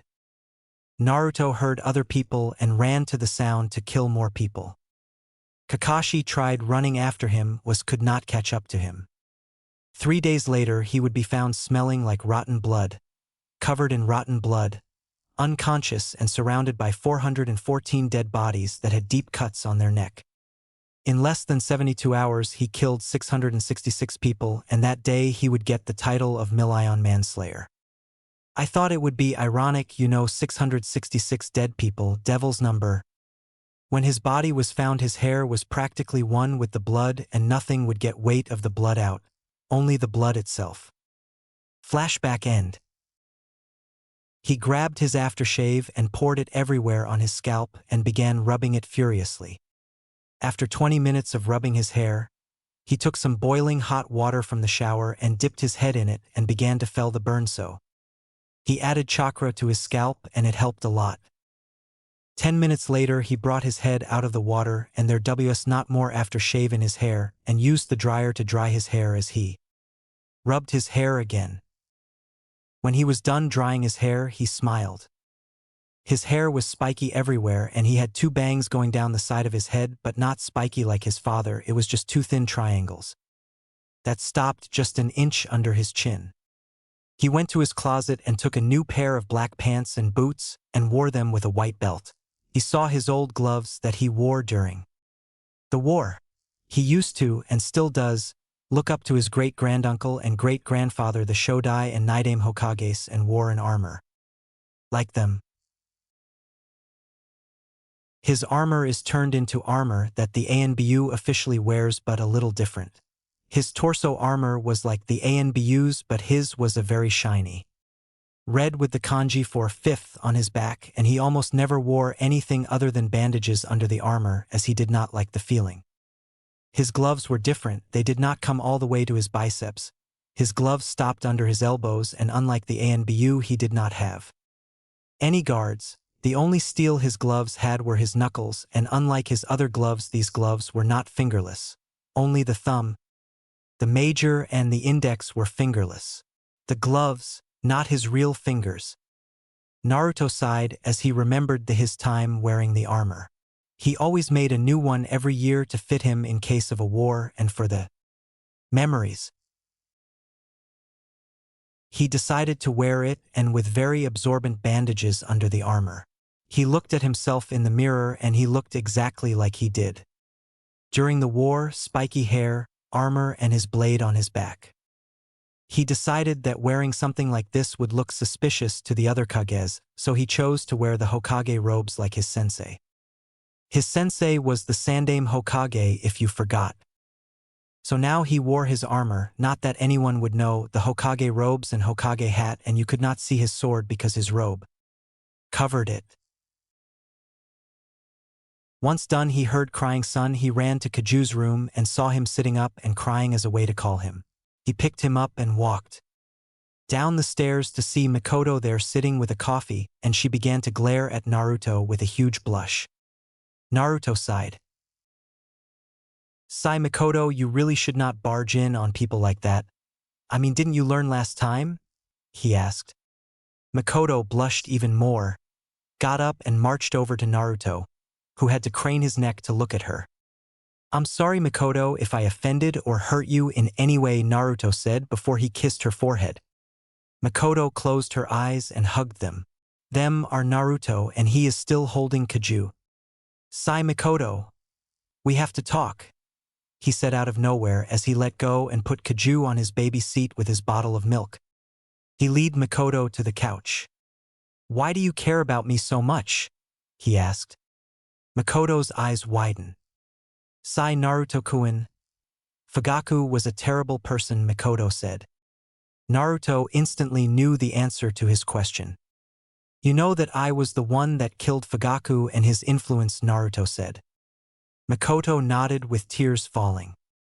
Fugaku had such a terrible influence on the Itachi and Sasuke, especially Sasuke, since after Itachi, he looked at him as a hero, Mikoto said. Naruto, on instinct, wrapped Mikoto in a hug. You were afraid that Sasuke would grow evil like him, and if Fugaku told him about the coup d'etat and regat in the future, he would try the exact same thing as his father, he said as Mikoto was rubbing her cheek against his chest. After 3 minutes, Mikoto was done crying and they got up. Now you, young man, have to get to work, and I will look after Kajuku-and, Mikoto said with a smile as she rubbed her eyes. Naruto nodded and walked out the door but felt a hand on his back, so he turned to see Mikoto with an angry expression of her face. He rolled his eyes and brought his head down to her height, where she gave him a kiss on the cheek before he left. Hokage office. Naruto saw that there was no paperwork on the desk, so he looked for his dagger that he kept in his office. He opened the drawer and saw it on top of a book that was so dusty that you could not read what was written on it, so he removed the dust and read the title. Secret of Water Ninjutsu by Senju Tobarama. Naruto raised an eyebrow and was about to start reading when knock knock. Enter. he said after the knock on the door. Kushina walked in and suddenly the room got cold, really cold. "Hello, Hokage-sama," she said with a small smile. "What the hell are you doing here, Kushina?" he asked angrily. Kushina was shocked. "Hokage-sama, I thought I told you why one wasn't dash," she was cut off. "You think I would fall for your lies, Kushina, as you said. I was not made Hokage at 10 for nothing. I know the truth now," he said. Kushina was even more shocked. "What do you mean?" she asked. "Sarutobi-sensei told me about the reports he always sends you," he said. "Props to Pentupfuri for remembering about them." Kushina started to stutter. What reports?" she asked confused. The next second Naruto was in front of Kushina, holding her up by her neck, and she was trying to get free. "You left me here because you knew that with father dead they would turn into me a weapon, and with you being form another village, should you object they could execute you, and you ran. You did not want to be a part of a weapon's life, you did not want to be known as a woman who gave birth a war machine, and you knew that if you stayed they make give another child with you chakra, so that they would have another Jinchuriki. After me for the Kyuubi," he said as he still held her in mid-air. Kushina's eyes widened in complete shock. He figured it out. He fucking figured it out. "And now you're back so that you could say that your son is Hokage and is known to be stronger than even the Yellow Flash, assuming that all is well now," he said again. He let her go, making her fall to the ground on her knees and arms not hands, trying to catch her breath. "Get out of my office, Jounin Uzumaki," he said with his back turned. Kushina looked at him with a glare but knew that if her father, the Uzukage, found out she would be killed, so she left with a bow of respect. Naruto sighed and, before he left, thought, "A Hokage must know everything about everything, sigh. That was my quote to the village. Sometimes, things are best left without knowing." On the streets of Konoha, Naruto was walking down the road outside of the tower. He saw that all the women were looking at him with hearts in their eyes and sighed. "Everyone in the village knows about me and Yugao, yet they are still like this," he thought. As he was walking, he dodged to the right a small yellow blur, and he knew who it was. "Shouldn't you be in class right now, Konohamaru-kun?" Naruto asked with a sigh. The blur known as Konohamaru jumped back up and achingly pointed at him. Konohamaru was 7-year-old that wears a shell on his head. He wears a yellow t-shirt, beige shorts, ninja sandals, and a really long scarf that makes him trip. "You said that you would teach a cool jutsu before the Chunin exams," Konohamaru said. Naruto sighed. "I said I would teach you a jutsu before your Chunin exams, Konohamaru-kun," he said, making Konohamaru pout. Naruto chuckled softly that made the woman around fall in love with. "Come on, Konohamaru-kun, I will get you a chocolate-covered banana before getting you to class," he said, holding his hand out for him. Konohamaru gave him a toothy grin, showing that he was missing his front tooth. "Yay! Thanks, Kyofu," Konohamaru said before he grabbed his godfather's hand. They walked to the ice cream parlor. At the memorial, Konohamaru led Naruto to the memorial where you could see the entire village and the teachers were there was along with the whole academy. For the 2 Jounins that were supposed to be there to show the academy some jutsu and a real Jounin battle. When Naruto came to view, everyone bowed their heads while the shinobi shouted, "Hokage-sama." Naruto just raised his hand and went up to them and asked, "What is going on?" Irika stood up and said with sad expression across his face, "There were supposed to be 2 Jounin who tell the children what the ninja life is like, show them a jutsu, but called in sick." Naruto nodded and turned to the children. "Okay, children, tell me, do you want 2 Jounins to tell you about the life of a ninja or me?" he asked, shocking the shinobi, and the kids began to clap their hands and shouted things like, "Yeah, you're the best, Hokage-sama," or "Woohoo, go Hokage-sama." Naruto smiled. Okay, settle down, now raise your hands if you have a question," he said as soon as he said that almost every hand in the crowd raised. Naruto almost sweat-dropped but decided against it since it would ruin his image. Okay, you, the cute one with orange hair and blush, he pointed. Moegi blushed even more. Is it true that you know over 2,000 jutsus? She asked as about 20 hands went down. Naruto nodded and pointed at another one. Is it true that you are faster than even the yondaime? Asked the Inuzuka kid as 15 hands went down. With my weights I am as fast as him, but without them I am even faster, he answered, making a lot of kids' jaws fall.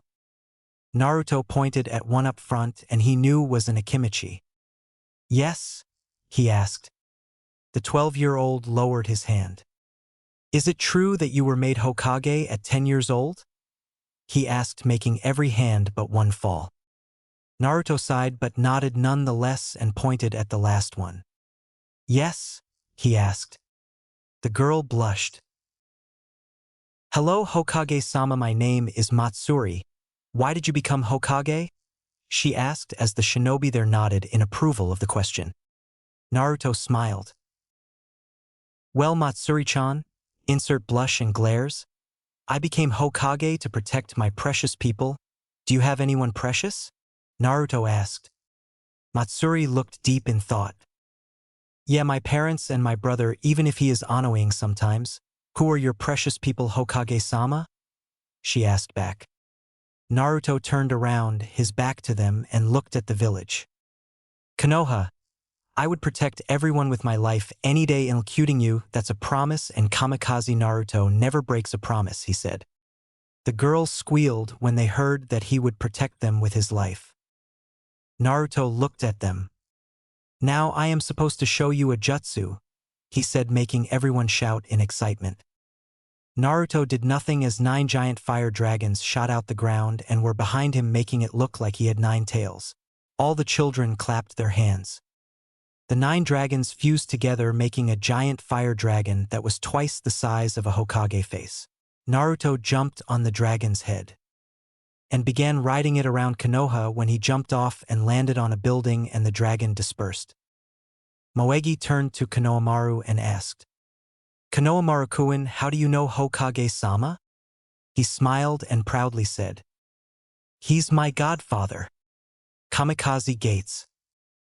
Naruto walked to the gate of his house and saw Kisi there. Kisi, what are you doing here? He asked with a raised eyebrow. I love you. I hate you and I love you. Kisi, what are you doing here? He asked with a raised eyebrow. Kisi turned to him with a sad face. Can we talk, Hokage-sama? Naruto looked at her oddly before and nodding. He opened the gate and walked through.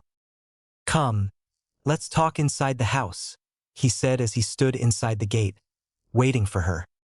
Kisi smiled and walked through before Naruto closed the gate.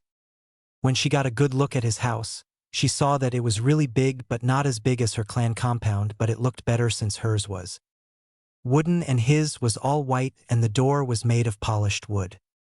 Naruto unlocked the door and saw Mikoto sitting on the couch, holding his sleeping son.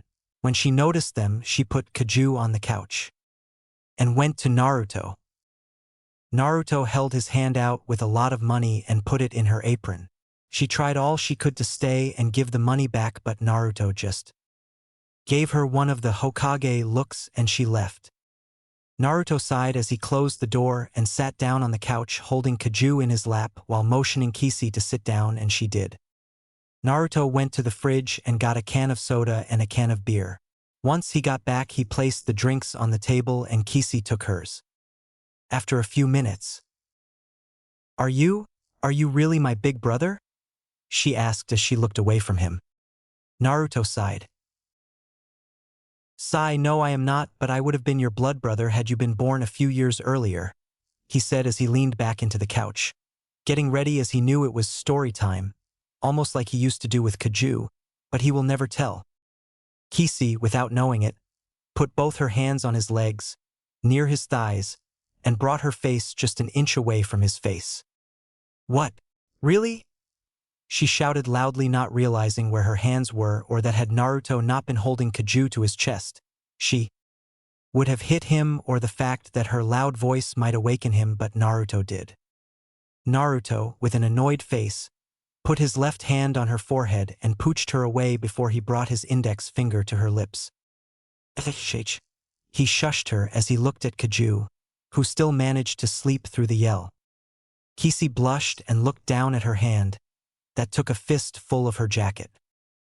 Naruto made a shadow clone and had him take Kaju upstairs. "Yes, by now you know that I am in fact the Kyuubi Jinchuriki," he said as he turned to her and at her nod continued. "Sigh, almost 14 years ago." Flashback.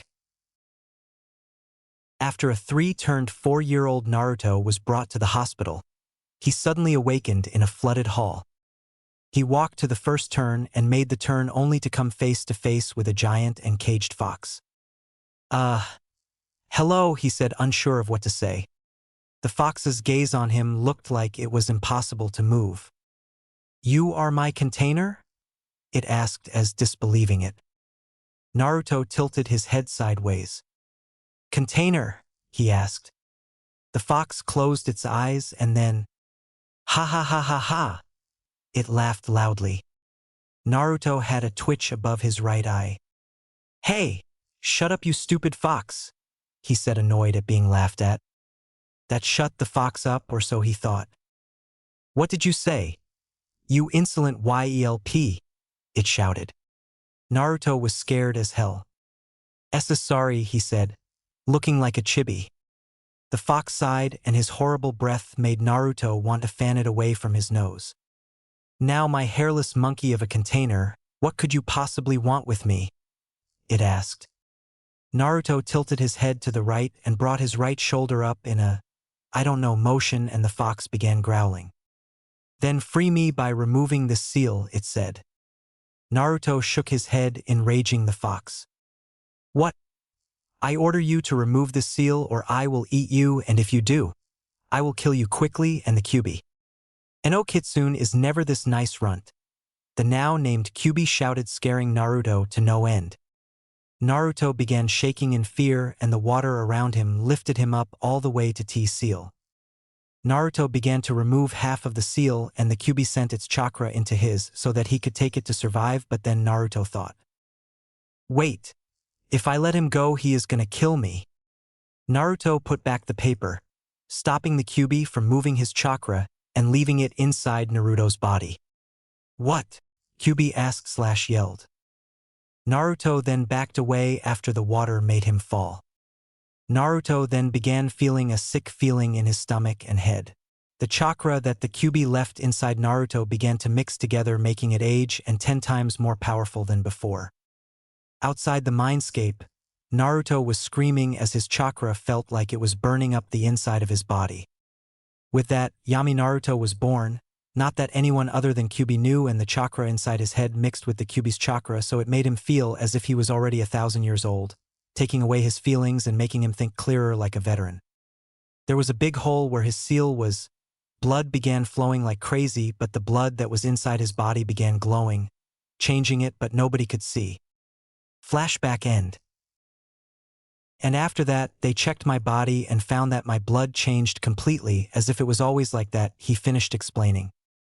Kisi looked at him in wonder, like he was some sort of superhero.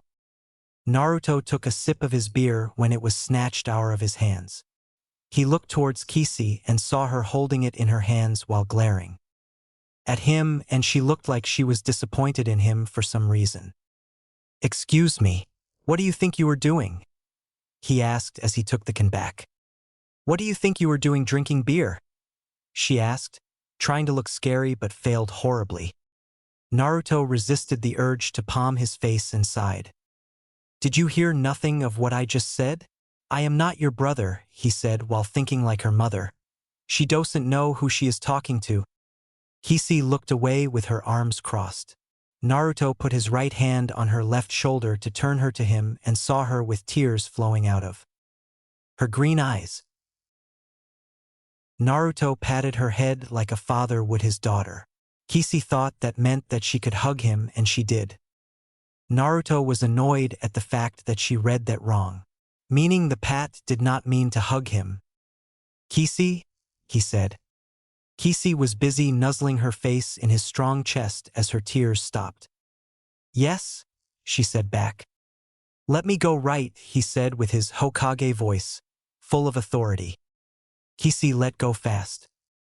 Did I really stop growing inside my mom's womb for 6 years? She asked but did not get an answer and got annoyed. Well, yes you did. The Kyuubi's chakra stops an infant's growth for 6 unless it is well sealed, he explained. And how do you know that? She asked, wondering how he would know something like that. Kajukuin, he said that one word/name and that answered the whole question. What, you mean he? She asked with wide eyes. Naruto nodded. She then put 2 and 2 together but it took her a while to calculate so she gave up. But then you would have to have been even younger than me. You shouldn't do that at such a young age, she said blushing at the thought of the word sex and trying not to say it, but still in shock. Now that is a story for another time, but enough about that. Do you have plan on how to win? He asked, but he knew her for not even a full day but still long enough to know the answer. Kisi rubbed the back of her head sheepishly. I knew it, Naruto said as resisted the urge to sweat drop. Kisi yawned loudly and rubbed her eyes. Naruto tilted his head sideways. Maybe you should go back to your hotel, you seem tired, he said. Kisi did not meet his gaze. Ah, well, she began. Naruto chuckled softly. Do you want to stay here for the night? He asked. He felt like he could trust her as he knew that she was too dumb and not bright enough to actually try anything. She is like the canon Naruto. Kisi nodded and was very embarrassment. Naruto got up and motioned her to follow him and she did. He took her to one of the guest rooms and stopped outside the door. Inside there is already a nightgown in the drawer, he said before he left to his room. Kisi walked in and thought, wow, this is even bigger than my room. True to her word, there was a king-sized bed that took up most of the room, a dresser in the corner and a bathroom. She walked to the drawer and true to his word, there were gowns and 2-piece pajamas in it and put on an orange gown. She got on the bed and tried to get comfortable but could not for some reason, which was odd because these were the softest sheets she ever felt and decided to just fall asleep because she was so tired. Dream. Kisi was sitting at the dinner table with her mom and brother. Yum, ramen is the best, she exclaimed as she finished her 4th bowel. You know it, Kushina said as she finished her 5th bowel. Yep, Naruto said as he finished his 1st bowel. They all laughed and she leaned her head on his arm because she could not reach his shoulders.